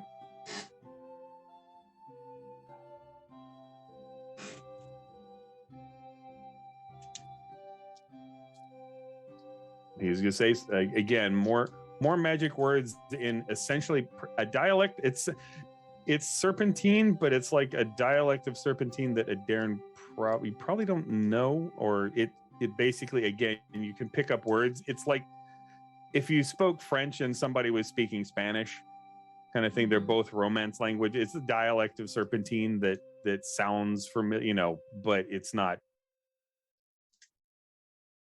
I can tell basically, it's Serpentine, but I can't quite understand it.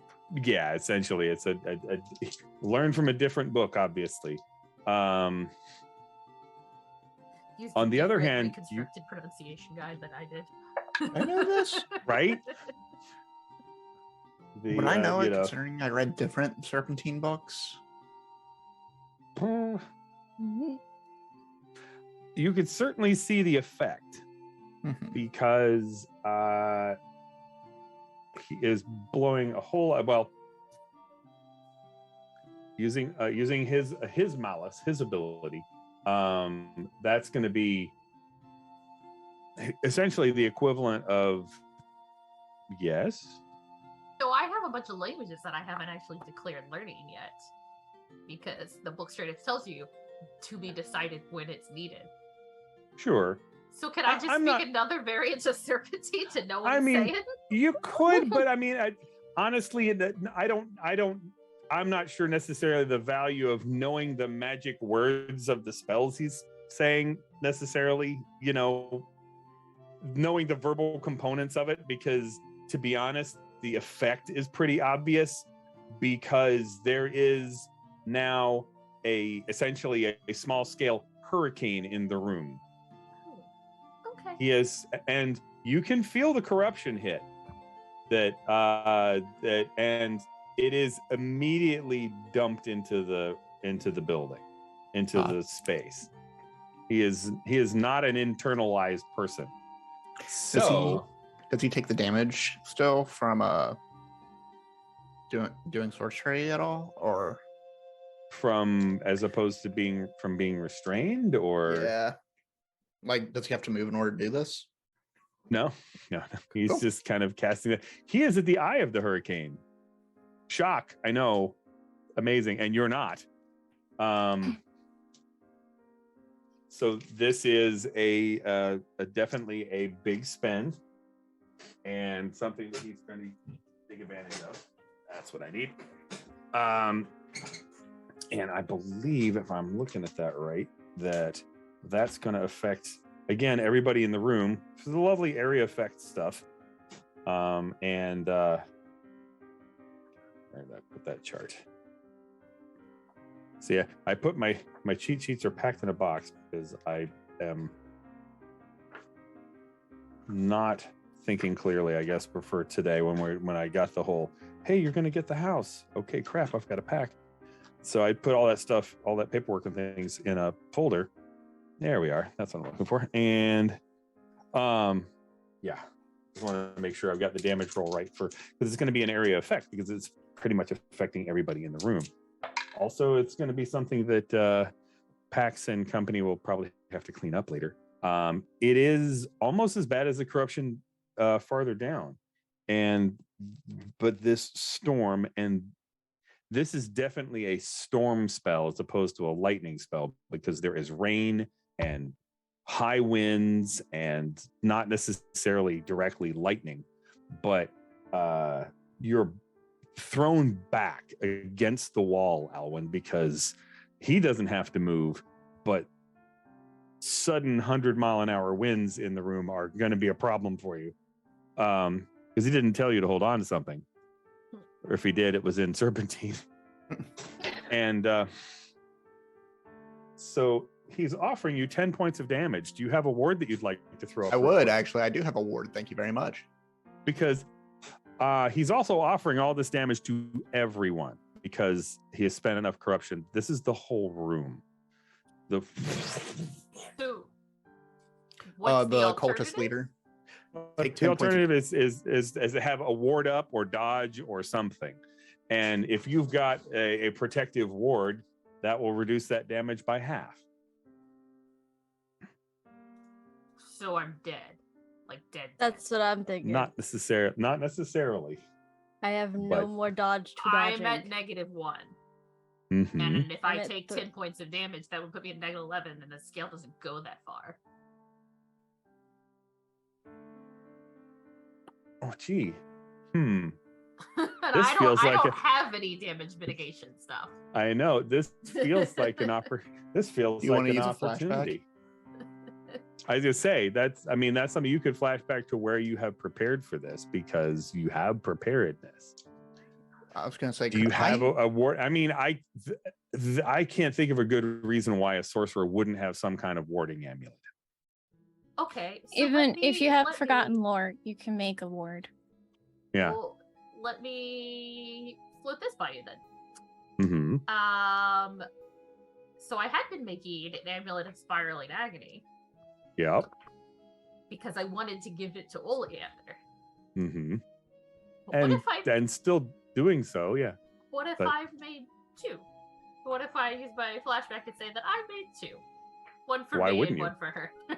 I mean, why wouldn't you? And they could match. I mean... Aww, matching death necklaces. It's like best friend necklaces. Oh, I think they're more than just friends. They were roommates. Oh, I know. They were just great gal pals. Historians will tell. I'm trying to find it here. Sorcerer's Year. I don't have any way to dodge that, so I'm going to go down to badly wounded. Could I actually do a flashback to talking to everyone and spinning forgotten lore and my own wealth to be like, maybe having a warding charm might be a good idea for all of y'all? I mean, given the crap that you've gotten into and the fact that you're possibly going after a cult that tried to kill a god, I mean... I'll spend 5 points of preparation for it. Or preparedness. I want to make sure. I have all my preparedness too, so if I can contribute to that. Because I would like to not take a dirt nap. I would like to not be the only one standing in the room. Especially knowing there might be, especially if Pax knows there's something deeper in the room. I don't know that, but Pax might. Well, hey, I have 8 points of athletics and dodge, so I might not go down. Also, I feel like it's not the first storm you've ever weathered. Oh, I've been through worse probably. Riona goes into a defensive stance, Pax just smacks into the wall. I do have to say with wilderness survival that you generally get some kind of warning of a hurricane. They don't just start at 100 miles an hour in the room. But yeah. Apparently you could also spend an investigative ability point to get armor or grit at 4 for a round. Yeah. Or I mean, increase health or morale threshold by 3 for 1 attack.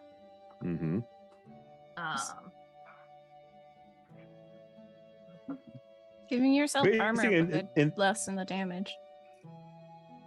Yeah. In this case,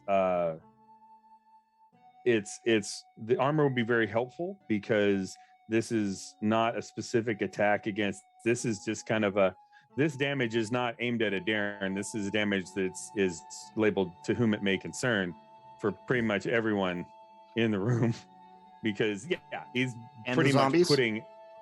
The zombies are going to get fucking wiped. Good. Hey, you don't have to worry about the zombie problem. Woo! Means I can focus on getting my teammates the hurricane problem. Yeah, if I can, I would the like zombie to... problem is gone. The hurricane problem is now a problem, but yeah, if I can, I would definitely like to get people some wards with what wealth I have left and what. I mean, if nothing else, if nothing else, Forgotten Lore plus an investigative spend would increase your armor. Forgotten Lore is a way you can just pop a ward. That's one of the the magic, the Serpentine equivalent of a shield spell, essentially. It's kind of how that's supposed to work. It's the oh dear, oh crap, I'm about to be thrown off the balcony into the pillar on the opposite side of the room. Maybe I'll use this protective charm that I know and not take all that damage. So that would mean armor would go up, which means you take less armor damage from the armor, and everything that gets past armor is divided by 2. So yeah. Okay. So can I do? I know you've both. I know you've got Forgotten Roar. Can I use Forgotten Lore as like a reaction to cast a word and say that I still have exactly my how own that's amulet? Yes, that's exactly how that's supposed to do. The amulet of spiraling agony is from what I'm looking at, is a don't do that kind of thing. Well, because it immediately does 1 health and 1 morale to the it to spanks the caster for daring to cast spells on you. I'm thinking it might encourage them to leave me alone. Yeah, that's the idea. Just like, hey, don't cast spells on me. Why? Because you're gonna get hurt every time. It is the Ristic studies of sorcery. Do you pay the 1? Well, there's both they're paying too, but yeah. So then I'll do both. Then I guess I'll spend a point of Forgotten Lore to say that I have a ward up. So that halves the damage after your armor. So if you're doing a thing that increases your armor by 3, which would make it a 4. So that's 10 minus 4 is 6, divided by 2 would be a total of 3 points of damage. 3 points of damage. Okay. So, I mean, you still take some damage because you're still going to get flung around. Absolutely. But not 3 is not 10, and that's good. I'm gonna also do the same thing. I'm just gonna spend a point of prophecy, where I just have a flash of being splattered on the wall and going, no. Yeah, don't like that future. And that makes sense. That absolutely makes sense for a Darren. You could probably do that more than once if you wanted to, but I don't know if you want to spend 2 points of prophecy for. I only have 1. Yeah, but I do have. But Darren has more. I was gonna say for her sake for not taking more damage, but 6 of 1. Do I need to roll again to see if I can stay awake? Because it puts me at a -4. Yeah, you'd have to avoid losing consciousness, but that's. I got a 4? And maybe that's that was the difficulty, right? Oh my god. Okay, so I stay cautious. Oh, wait. You're not happy. Probably concussed. I feel real bad. But that Probably sorcery concussed, is also but yeah. immediately going to take the 1 point of health and 1 point of morale damage. Both of Yep, those. thank you for that. Yep.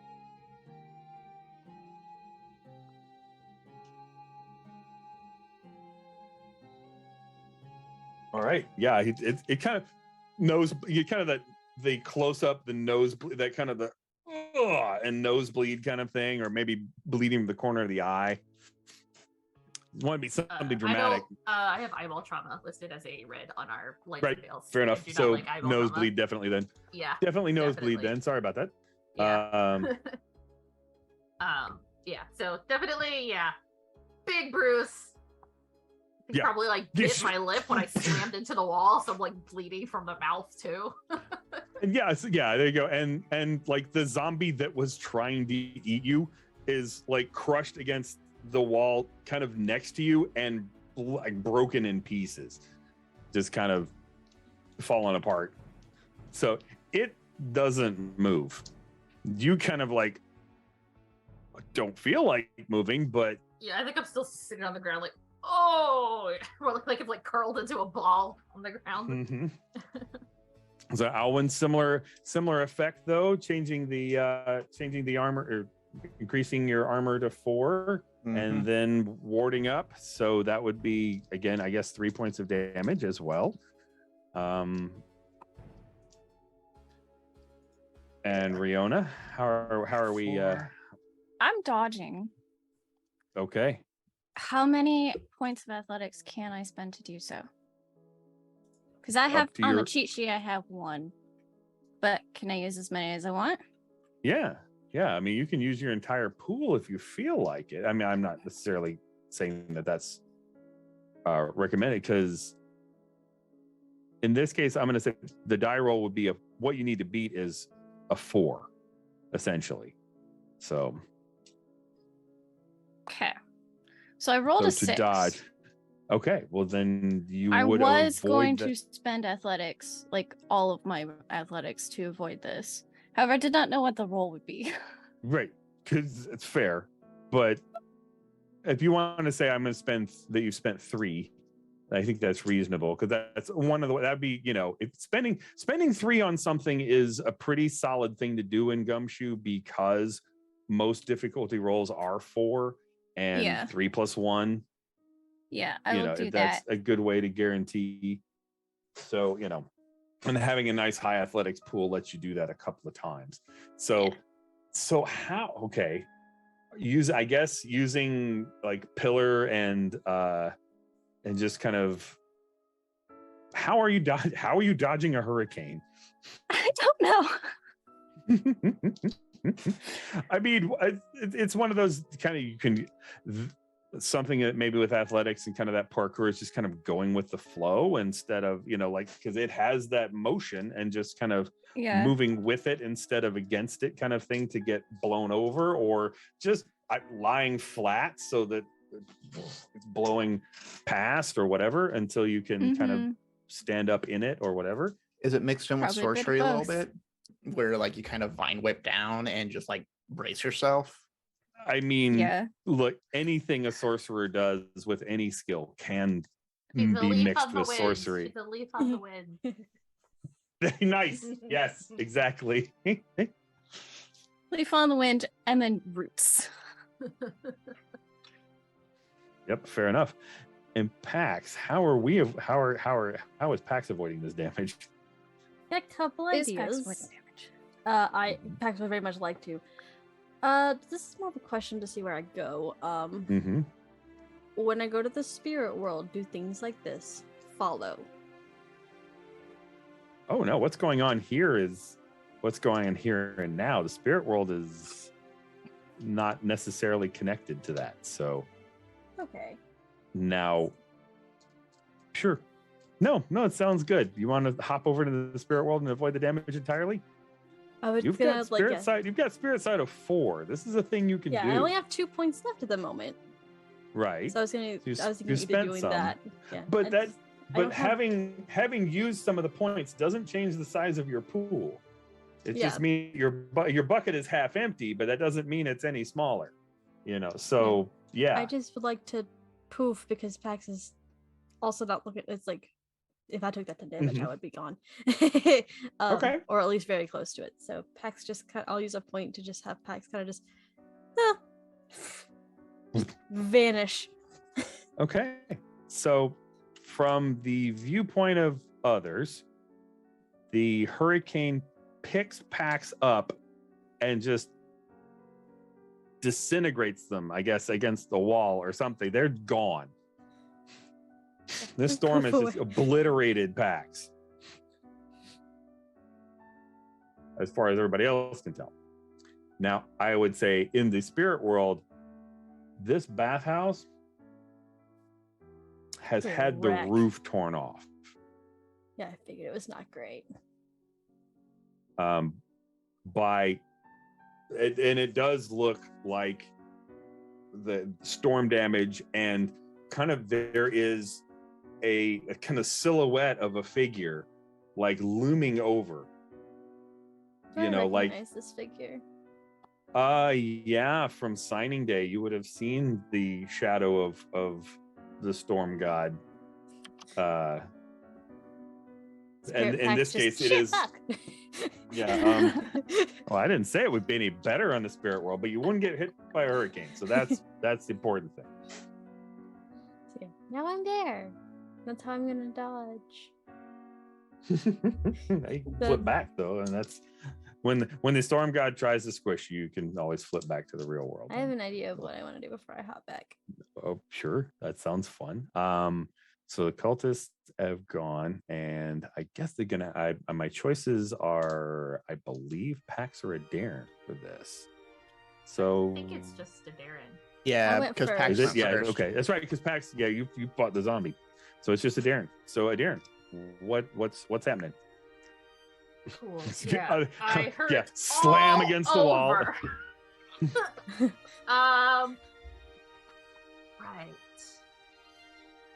Cool. I'm gonna do a stupid thing. Do you have any secret techniques of healing? Number 6 will astonish you, or okay. Nope. I'm gonna do a thing that's probably stupid. But I'm gonna do it. That's my job. Yeah, that's gaming, man. I'm sick of this guy. I'm sick of him. I don't like him. I don't like what he's doing. And I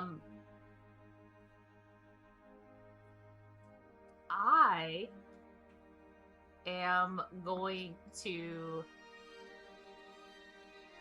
shadow step to right behind him into his shadow. And I am going to. I mean, Adair's got a knife. I don't want to kill him because I want to know what he's doing. I don't want to kill him. I want to be able to interrogate him. I want to, aided by shadow, to kind of bolster how hard I hit him. I'm gonna hit him with the back of the dagger that I have now, the knife, and try and knock him out. Basically, I want him to not die. I want him to get unconscious. I will say, I will point out that other members of your party have had lengthy conversations with dead people. Even to the point of an entire adventure.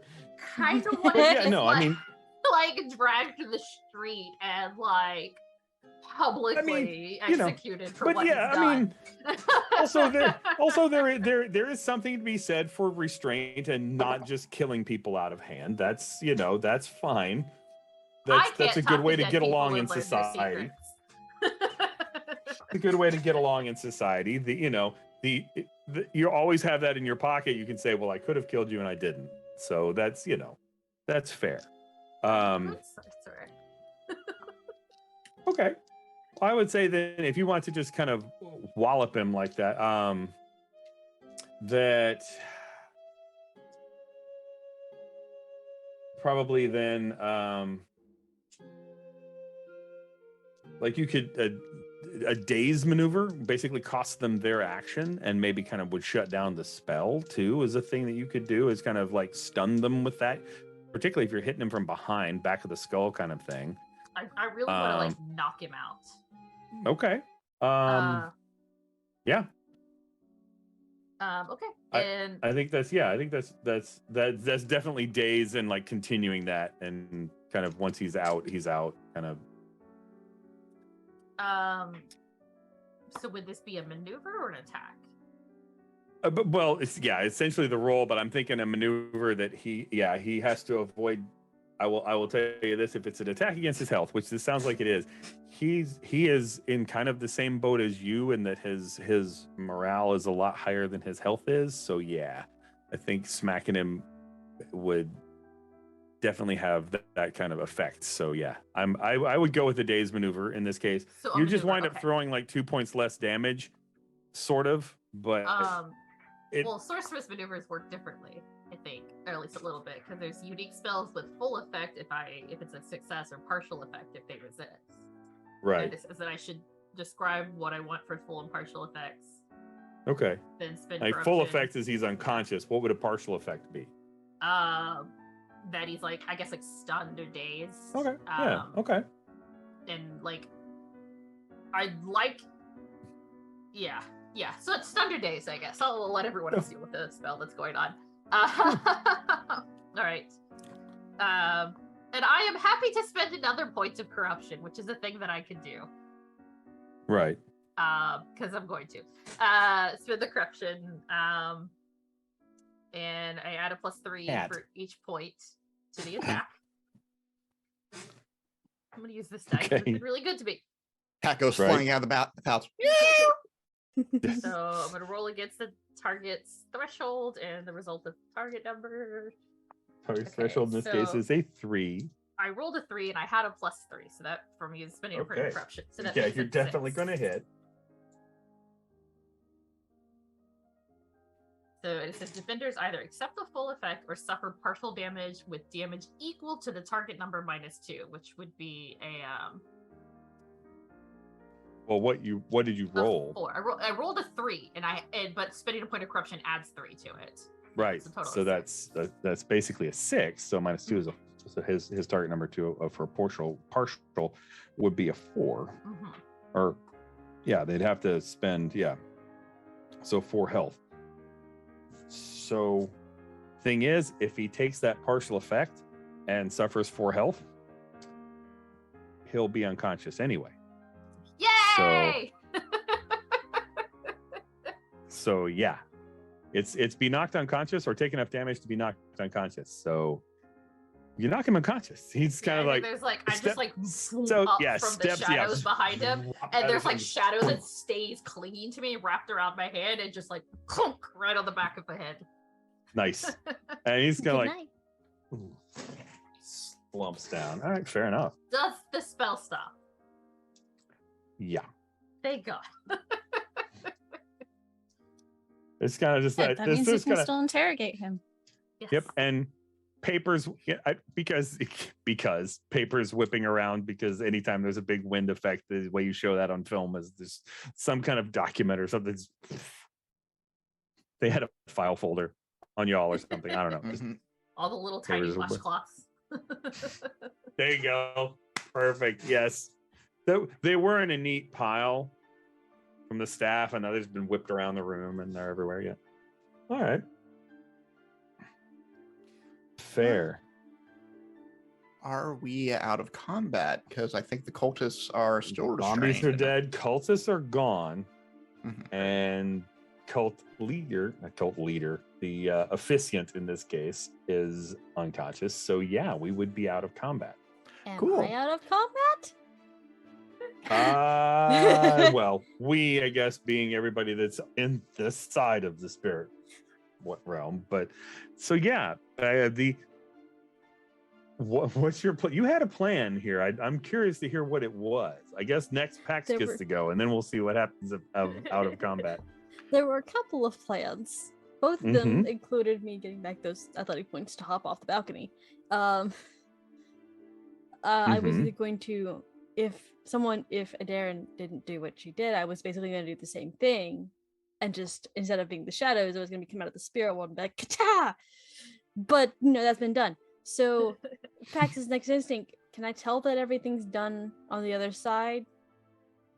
Yeah, I honestly, with spirit side, again, your spirit side of 4 is you can see what's going on both sides of that curtain, to the point where sometimes it's hard to tell the difference. So yeah, I would imagine that it's something you can, if you're focused on it, he's like, I hope everybody's okay in the real world. It looks like it. All right. I mean, Darren looks hurt. I should roll by corruption. I forget every time. Yes, do that. Mm-hmm. Well, then You'd spend a point. I rolled a 4. Nice. Okay. Just Good as job. I did some really lucky rolls tonight. just as a Right at that. reminder, the officiant was holding a crystal orb or a staff. It was like a shard, but he doesn't seem to have it in his hand anymore. He ate the It's crystal. not- Make it. It's not like clink clink clink on the ground as he drops. So Probably spent it for the hurricane. or passed Or it it's- on to someone. I go into the locker room and start checking on those cultists who I had restrained. Many of them are not there. For real? There are only about 2 of them. Yeah, I mean, they can get over it. They can fight off, and that's the effect is not ongoing. It doesn't. You have to keep doing it to. I wish I knew that sooner, because I definitely would have held them down. About half of them. Well, I mean, you're in combat rounds too. It's not always necessarily a thing that. It's all right. Yeah. I promise you. I will not punishing you. I'm holding out this crystal shard as a lure, because it is obvious to tell where they have gone is down the stairwell. You can tell because some of the statues are like. Little doll statues pointing down the stairs. Mhm. I think Darren just like falls down, like she's like Just kind of like problem is, like, collapses. I just say, problem And is just been flung against the wall and are not standing to begin with, and just kind of like, after a zombie bite, yeah.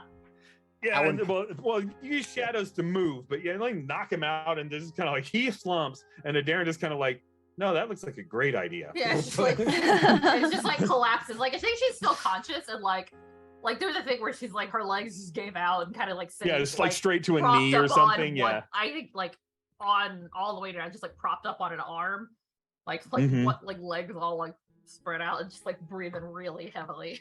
I think Yeah. Alwyn would probably hear that and like come back out from the locker room and go, "Oh, you look fucked up." Yeah. So did No we doubt. decide that Oleander was nearby? Yeah, as I say, this sounds like Did a we- great time. yes, this is like That's a great what I opportunity was for thinking. Oleander to like come in and That's go, what I was thinking of doing What was yeah, just if that like didn't happen, rushing in going with, like, to wherever flashback to where somehow knowing wherever Oleander was supposed to be, so that I can just through the spirit realm hop down off the ramp in the spirit world to wherever Oleander's supposed to be, and then pop up right next to Oleander. She's really hurt. It's okay. So yeah, I'm thinking Oleander probably, like, she's got a squad and they're like heading into the bathhouse, like right at this point, and just appear out of nowhere, which of course, are immediately at essentially at spear point Coin for a just brief second. It's just like, oh, then Oleander recognizes. She's like, hold, and like, what? She's all right on me, and just kind of tears off into the room. So yeah, you're kind of slumped there, and then are shortly like bodily picked up and rested on a like one of the like it's essentially like a pool chair, just kind of a lounge chair by this pool. And yes, a familiar scent and smell and presence next to you, like Alan's come by with like clean towels to have everyone hold to their wounds. I'd say Yeah, Darren's she's still got just the like- mask on, like she wears like a scarf kind of mask pulled all the way up, Mhm. like so it's still on. Mhm. But yeah, there's probably like you can Riona's- tell she's bleeding through it, kind of thing. Yeah. Well, Riona's I mean, yeah, still on the balcony, I think. Mhm. Yeah, we kind of left you up there. So- Rihanna Well- did great. Rihanna did awesome today. Did not get hurt. I got hurt, just not that badly. Mhm. So And Riona's going to. I would like to jump down from the balcony and land on the lily pads that are probably still growing. yeah, Continuous. I haven't been told. Yeah. And then go over to Darren, walking across the lily pads because why not?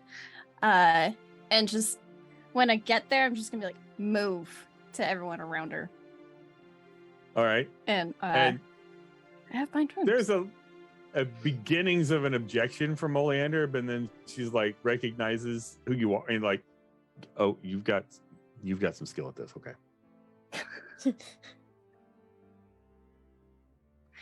Yes. Okay. To get her, I just need to use bind wounds, correct? I think it's 2 And not points of bind wounds. leechcraft. I mean, Uh, leechcraft would certainly help. I mean, leechcraft is essentially it's big guns. It adds a die to healing Because you're to yeah. heal her, I just need to spend bind wounds, and it's 2 points per bind wounds. It is worse if Mhm. she's badly wounded, but Mhm. Right. there's not actually a roll involved Mhm. for that. What are you at, Darren? -4. I'm hurt. Okay, you're just I'm hurt. orange, You're not red. fine. You're Yeah, just it's- just it's- Fine. Just the verge of passing Not out. not so hurt that it's not so hurt that it's but that's where spending the to not taking an extra 10 points of damage was a pretty good idea. Mhm. Yeah. All right, so you're at -4.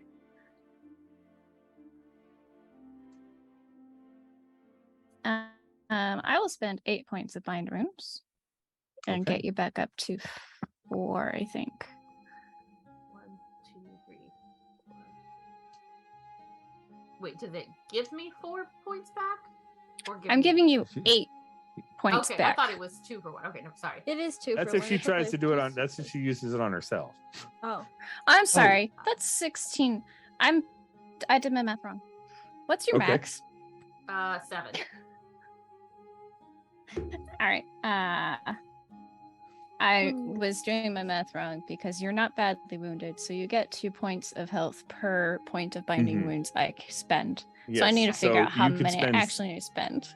You spend 6 8 is points. overkill. That'll 6. if Okay. you spend 6 points, that will get her completely healed. Sure. You're fine now. Cool, thanks.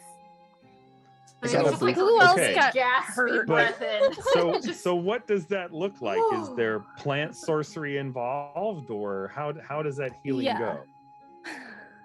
I was kind Uh, of figured. To get that much healing that fast, yeah.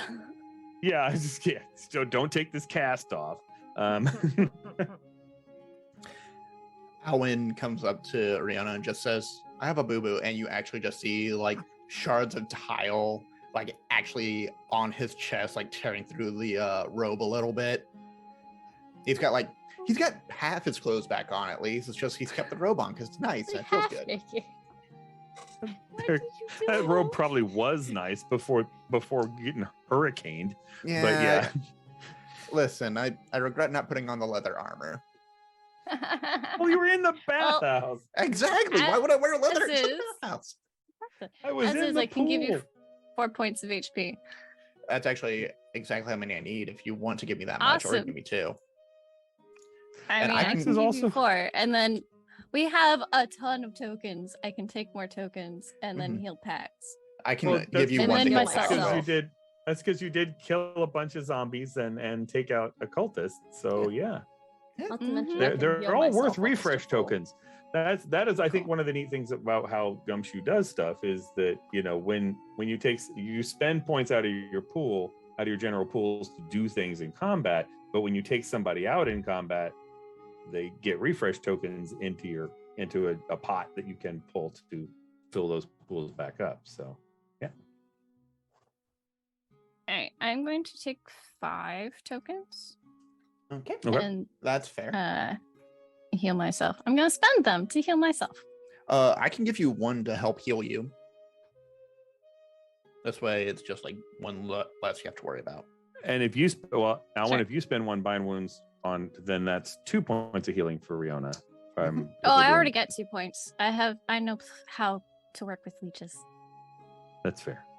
That's fair. I have That's 8 true. You points do in have bind staff. wounds. I have Yeah, the you have special enough, yeah. ability. I can at least give that 1 Yeah, to you Pax can help then. Pax. Yep. Pax take 2 There you go. points of healing as I give 1. So okay. So Pax can we is have just this perfectly brief fine scene? now. So we kind of have this brief scene in an absolutely wrecked bathhouse with Oleander's. I mean, yes, healing's happened. Oleander's still concerned because you got hurt. Yeah, really bad. You got hurt and she I wasn't can't there. even downplay that. How badly I got hurt. You know, it's like you could have been. But she didn't. Do I? Fine. I'm Do not I? as mad at you as I am at that guy. And she like kicks him. It was harder because I was trying to not kill him. So I shouldn't stab him then. He's the one who shot Denari. So definitely stab him. You sure I shouldn't stab him? He's also officiating a cult. You might want to question him. To the storm god. He's like, and then Pax like points in like the general direction of where they saw the storm god like looming over the building. Sure, and like everybody else kind of looks in that general direction briefly and sees the roof of the bathhouse, just kind of like, The roof isn't here on the other side. They have spirit sight. It's their whole. It's why you hired her. No, Come on. Oleander's like, I'm familiar. Yeah, we've worked with. Apparently your But- squad's not. But Yeah, no, This is it's corruption. natural. You point some way and we look. It's fine. I take your word that. So that means also the storm god is watching this place, and that's not great. Can I sense the source of corruption below the bathhouse? Correct. Like deep down, Cool. or many levels down. I think Alan's gonna be like, "Oh shit, that's right," and start walking towards that stairwell. Alan, where are you going?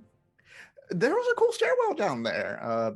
Those cultists, like Maybe Denari put was your pointing me clothes the on way. first. I'm putting on the armor, like unfolding a piece of leather and just like trying to strap it on and like getting stuck and accidentally have 2 arms through 1 hole and just still walking.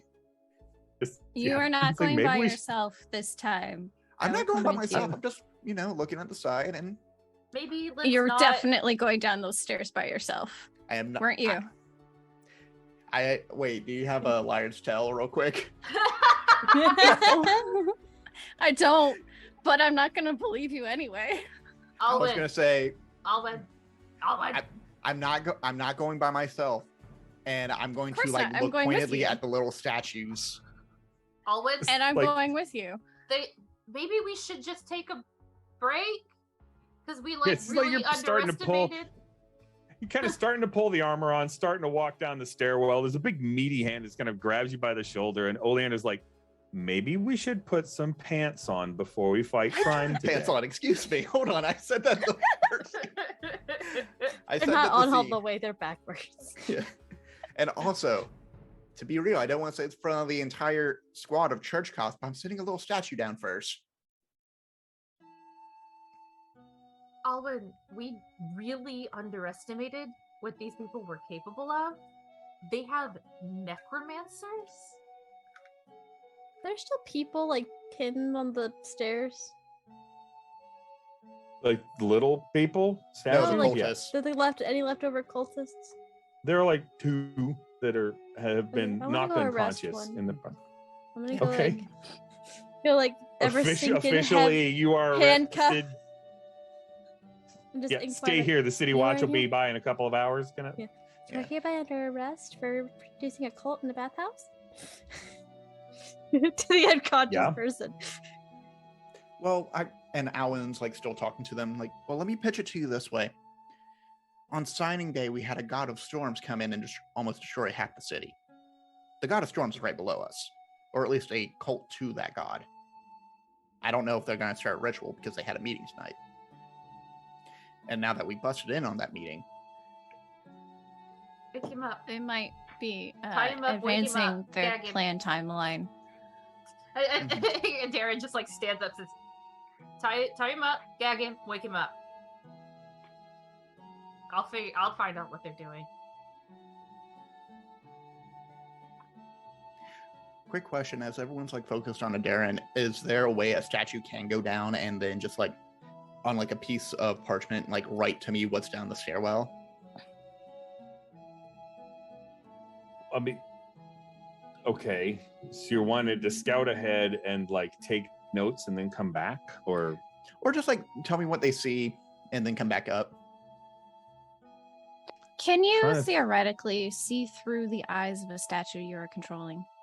yes. Oh, Why I'll don't do you that. just do that? Oh, I didn't even think of that. And Alwyn slaps against one of the You could benches. theoretically inhabit a statue that you can control, which might be weird to be 2 feet tall all of a sudden, but I've almost died a few times. It's not that weird. I woke up on a beach. It's true. I Turns out it was a dream, but Yeah. Alwyn says, all right, fine. I'm going to stay right here. Sits down on the bench and just slumps, and a little statue starts running down the stairwell. I like to think the camera of this like CW show is like positioned so that like no one can see the statue run except the audience just sees the statue just take off. yeah, right. Tink, tink, tink, tink, tink, tink. Yeah, everyone's just kind of like surrounding Alwyn and like, what did he just? He's just like, all right, fine, I'm gonna do this, and then just passes out. Like, it was like, just kind of. Oleander looks at you. Is like, I'm so glad you're the leader of this group. I'm not the leader. I think it's like a Darren is actually taken by. Says, I'm not the leader. Well, please tell me it's not him. I don't think we have a leader, but seriously, tie him up, gag him, wake him Three of up. these statues around us, around the entire group, start laughing. It's like, Danny, you run down the stairs. You can hear the commentary. That's not. No, but the statues can. I don't have to. the awkward silent laughter of like a dozen teeny tiny statues just of like folks in their 50s and 60s who are like benefactors of the bathhouse and stuff. Yeah, just like members of the Mercari and the ancient nobility of just kind of like cracking up. But yes, the squad does tie up the guy, and Oleander's like basically just like essentially handcuffed to one of the chairs. Yeah, I just like want to make sure that they gag him too, so he can't do any magic. Mm-hmm. Well, Wait. if we get, Who needs how to is he talk going to to do answer your magic? questions if he's I just look at her. right? Okay, this is one of those I don't want to know the answer to that questions, isn't it? Okay. yes, Going to yes, find it out. is. Okay. To find out, you might as well see me do it. Should I leave the room? No. Okay. Just wake him up.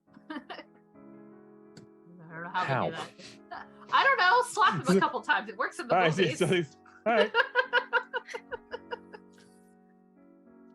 I don't know. Maybe we're going to carry smelling salts, or Pax carry smelling salts. I as part can of their make Helios kit. some very pungent plants grow. There. We can Yeah, do that. just recreate smelling salts. Like, Oh, there you go. Just stunks him in the solar plexus to the end of her spear. We do all of these things at once. He has a very unpleasant wake. Yeah, I'm just gonna grab him by the hair and pull his head back and look down at him. And I think that it's framed exactly the same as it was when I found him the first time he shot Denari. Sure. I mean, yeah, Like, I love that. he's Yeah, on the his camera feet, angles would be eyes exactly the standing. same. Yeah, kind of I'm flashing just back to that. grab his head up so that he has to look at me.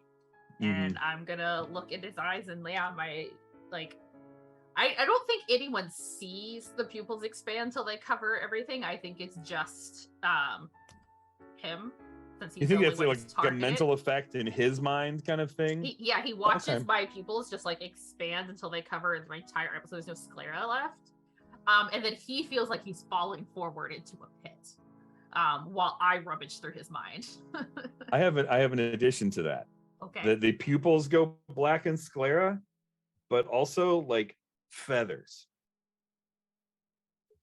Just like a corvid kind of effect as he's falling into it. That it's very much like sure. Yeah, there's like a sound of wings kind of thing. Yeah. I like it. Sure. Kind of that whole flavor of the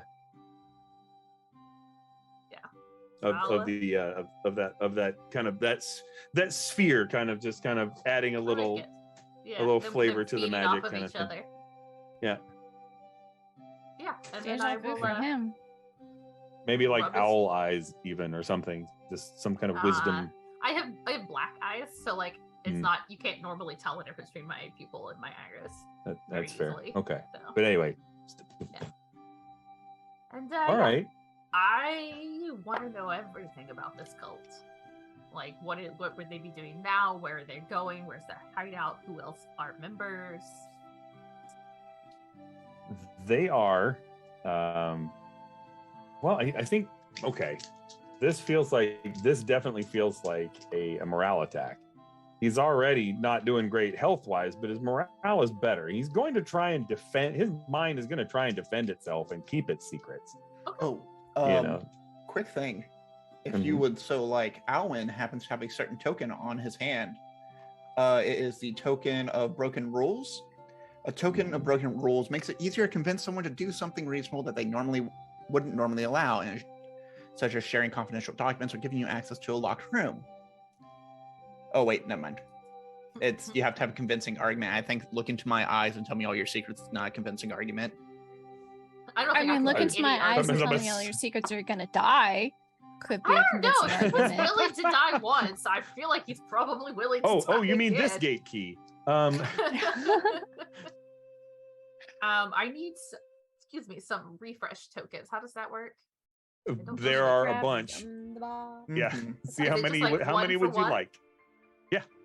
Cool. For general abilities, they're 1 for 1. Yes. What it will about refresh. Investigative abilities. Right. That would be something having to do with your drive. If you've got a drive that would work here. The thrill of knowing what I'm not supposed to, and also coming out on top. I'm showing him who the superior sorcerer is here. I knocked him out, and now he's my prisoner. Okay. Fair. If we do that, though, those drives will be kind of, we'll check those for this adventure. But yeah, I think both those are applicable. You've made a case for those, so that's applicable for this. If you wanted to refresh 2 points of investigative ability, yeah, 2 points. I accept that. 2 points of corruption, which is a thing I need. And then I will take 1, 2, 3, 4 out of the refresh pile to refresh my source. Just drag them out and then delete them to show that you use them. Just make sure you don't want to just grab a whole pile, but there we go. And then just there we go. Okay, cool. And there's some left. I believe. Al was talking about grabbing some. Those are the only general abilities I've used. So so then I'll do another, I guess, sorceress maneuver. Yeah, this is in this case it's a morale. This is an attack on morale. He's trying to hold the line as far as tell me all your secrets. No. Okay, yeah. So I guess the full effect would be I get everything I want to learn. And nothing bad happens to him beyond feeling like a little discombobulated. And I guess the partial effect would be that like I just learned some of that information. Sure. Okay. And then and I will spend. You know what? What? I'm gonna go big because I'm already home, y'all. And I'm gonna spend 2 points of corruption on this. Okay. I'm mad. I don't like this guy. No, that's Fair. Yeah, so that'll be a +6 to my die roll. okay. Yeah, Just see if you crit. That's- Like, And I rolled a 5, so that's an 11. okay. Well, all right. And so, yeah, his morale threshold is much less than that. That's basically a critical hit. So you're rolling 2 dice and Oh, adding damage as well. Okay. Well, this is because the thing is that's how you're gonna that it's a success, and to make it a partial success, he can choose to take that morale damage instead, kind of thing. Okay, so he's gonna take. Okay. Cool. I'm gonna roll both of Yeah, these. because These dice have basically been really good to a me full today. effect is if they don't resist at all. The partial effect is what should happen along with damage if they Okay. choose to To resist suffer the partial spell. effect with damage equal to the target number -2. So 11 Right. minus 2 would be he has to take 9 morale damage. Right. So I don't actually roll because it's Yeah, okay. maneuvered and not He gets to attack. choose. Okay, fair enough. Yeah. All right, fair enough. Good. You don't have to. That's excellent. So, all right. So yes, he is in fact going to take that morale damage Ugh, I don't like that. dang it.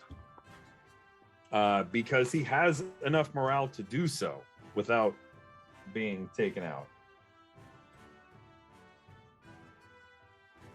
I don't like that I'm out of corruption. Well, and before we get to answers, and I think probably what to kind of do that partially, I almost feel like doing it in a powered by the apocalypse sort of way, that the full effect is you get X many questions with completely true answers, and a partial effect is not as many questions with that kind of thing. So yeah, I think I mean, a PBTA would be three questions on a full effect and like 1 on a partial. I'm feeling like we'll see if that. I'm leaning towards 5 and 3 though, so I think still 3. I think you'll still get three questions with truthful answers. Okay. So I'm going to be rooting around in his mind, looking for who all the members of the cult are first. Okay. So I want a full list of everyone in the cult. Okay. Then I want to know what the cult is planning. Mm-hmm. And what do you guys have any suggestions of what I should look for? What the cult is planning, who are the members, and then third one could be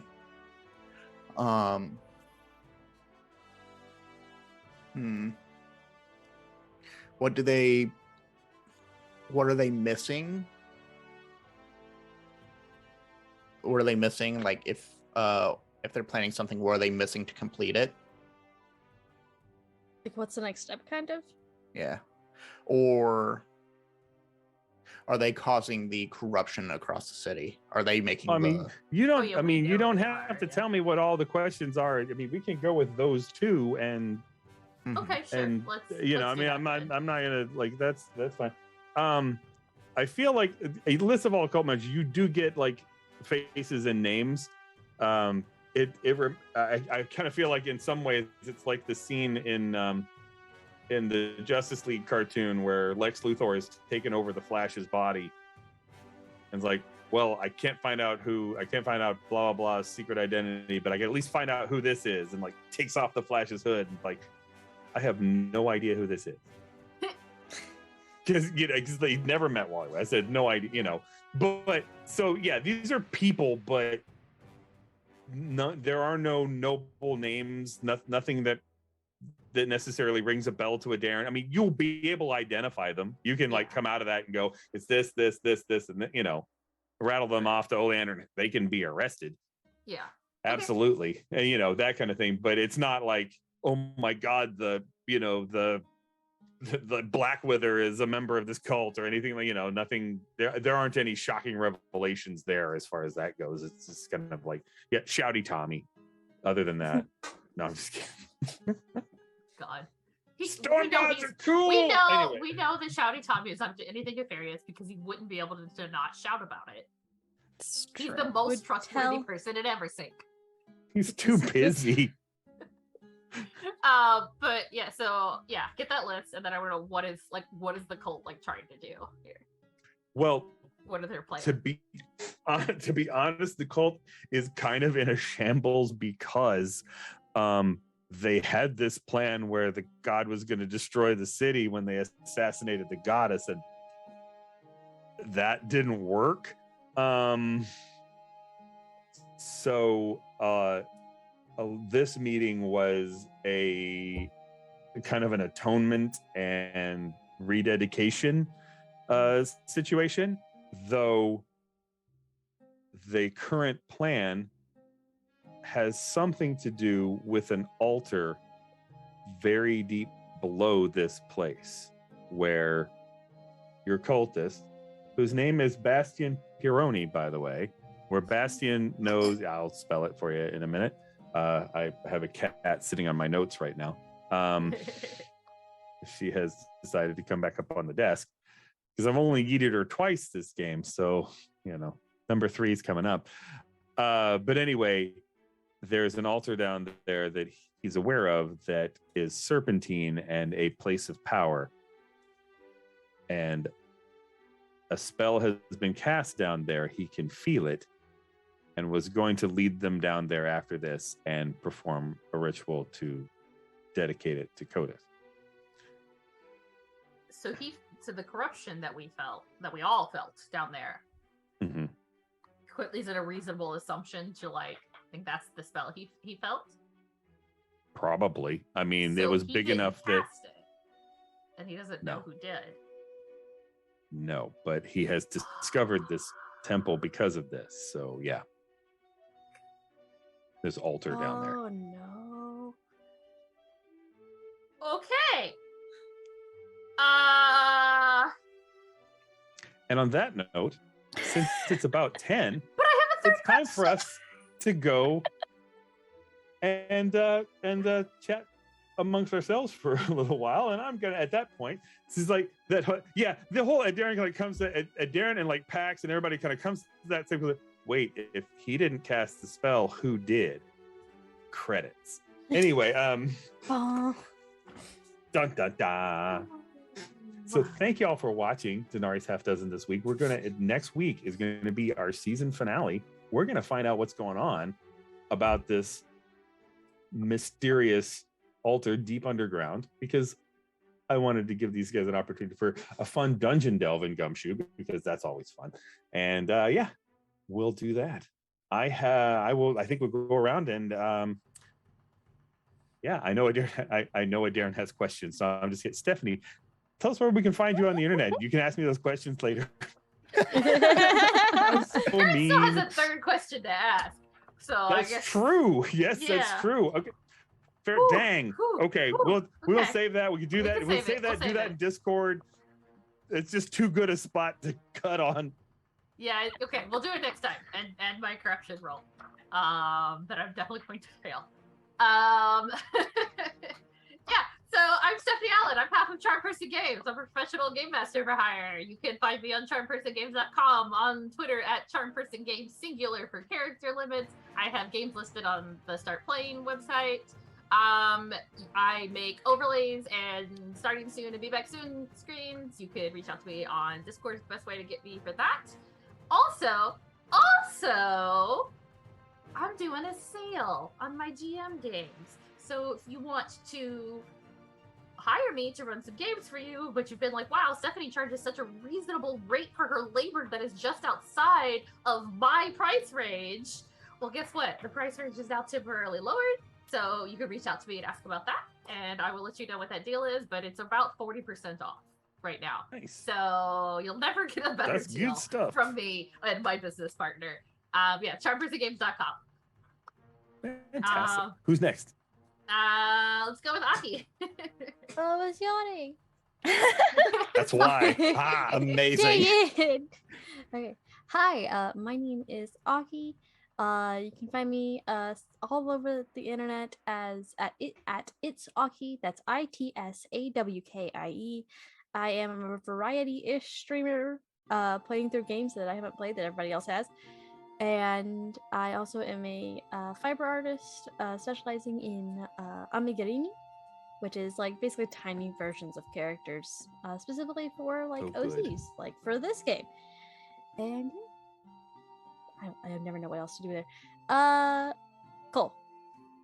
Hi, yes, I am Cole. I played Alwyn tonight, and if you want to follow me on Twitter at IceColeBrew, you can also follow me on Twitch at IceColeBrew. Just don't expect me to stream this week. I am tired. And you can check out some of the projects I do in various forms. You go to MLE Sports GG. You can actually check out our show Open Net, where we talk about Rocket League and the entire culture we have around minor league esports. You can also follow me at Inside the Table on Twitter and listen to our show Inside the Table. There were a lot of games that got updated and released and have Indiegogos out. And this Thursday, Menard and I talked about a good chunk of them. We go check it out. Listen to us talk about Blood Cop by a good couple people. Talk about Rhine, which is one of the projects I've been looking forward to since 2018 when it was first pitched. And what else? Hang out for Fire in the Dark this Sunday for our season finale. It will be on 2 p.m. on Huntsman's Hydra, and I have a lot of anxiety around it because Jamie keeps dropping countdown timers in our Discord chat. You should, Cole. You should. Brendan, I'm even more terrified because you know what's going to happen. I'm going to... No. That's the best part, Cole. I don't. Oh, God. Kitty, can you tell us some good news, please? Hi, I'm Kitty. I might or might not have news that Cole thinks is good, but we'll try anyway. I'm a freelance artist and a fantasy writer and editor. I make custom fantasy maps and paint miniatures and make 3D MTG card art altars. I never know how to say that sentence. You can find me on Twitter and Instagram as Wizardly Kitty, and you can find me on DeviantArt as Caffeinated Kitty. You can also find me here on Twitch as Caffeinated Kitty. I am doing art streams on Mondays and Thursdays in the afternoon, 2 p.m. to 5 p.m. Eastern. So you can catch me on Thursday, working on adding color to this map behind me. It is based on the sea chart from Legend of Zelda: The Wind Waker, and it looks really cool. And I'm very excited to finish it. Back to you, Pulsar. I'm excited to see that too. It's gonna be really cool. I am Commander Pulsar at Commander Pulsar on Twitch and Twitter. And normally I do stuff on Sundays to put Legos together. This coming Monday, however, I'm buying a house, so that's going to eat up a bunch of time. So after the finale next week, I'm basically throwing myself into moving, which is apparently the thing that happens after you buy a house, that you then have to move into it. Forgot about that part. So that's going to be a thing for a couple of weeks. But we will be putting together a brand new studio, new streaming setup and all that other good stuff, because obviously my space and situation is going to change. So that's going to tie me up for a little bit. But basically I'm hoping around the beginning of September to be getting back to streaming. My kind of streamathon is going to be around my birthday on that weekend, the third weekend in September. And we're going to start with there and then be running some more games. We'll be coming back with Denari's Half Dozen, probably after Halloween. That kind of time frame. Got to talk with Ashen because when I'm buying a house, he's getting married, stuff. Anyway, in the meantime, next week we're gonna find out what's going on, and we have one more big question to ask, to pick out this guy's brain, and then a someplace to delve towards, and we hope to see you there. And like I said, check out Fire in the Dark. I as a Blades in the Dark GM, there is nothing I love more than the look on my player's face when I tell them I'm going to be starting a problematic clock. And At any rate, thanks so much for watching. May you always have coin in your pocket, and we'll see you next time.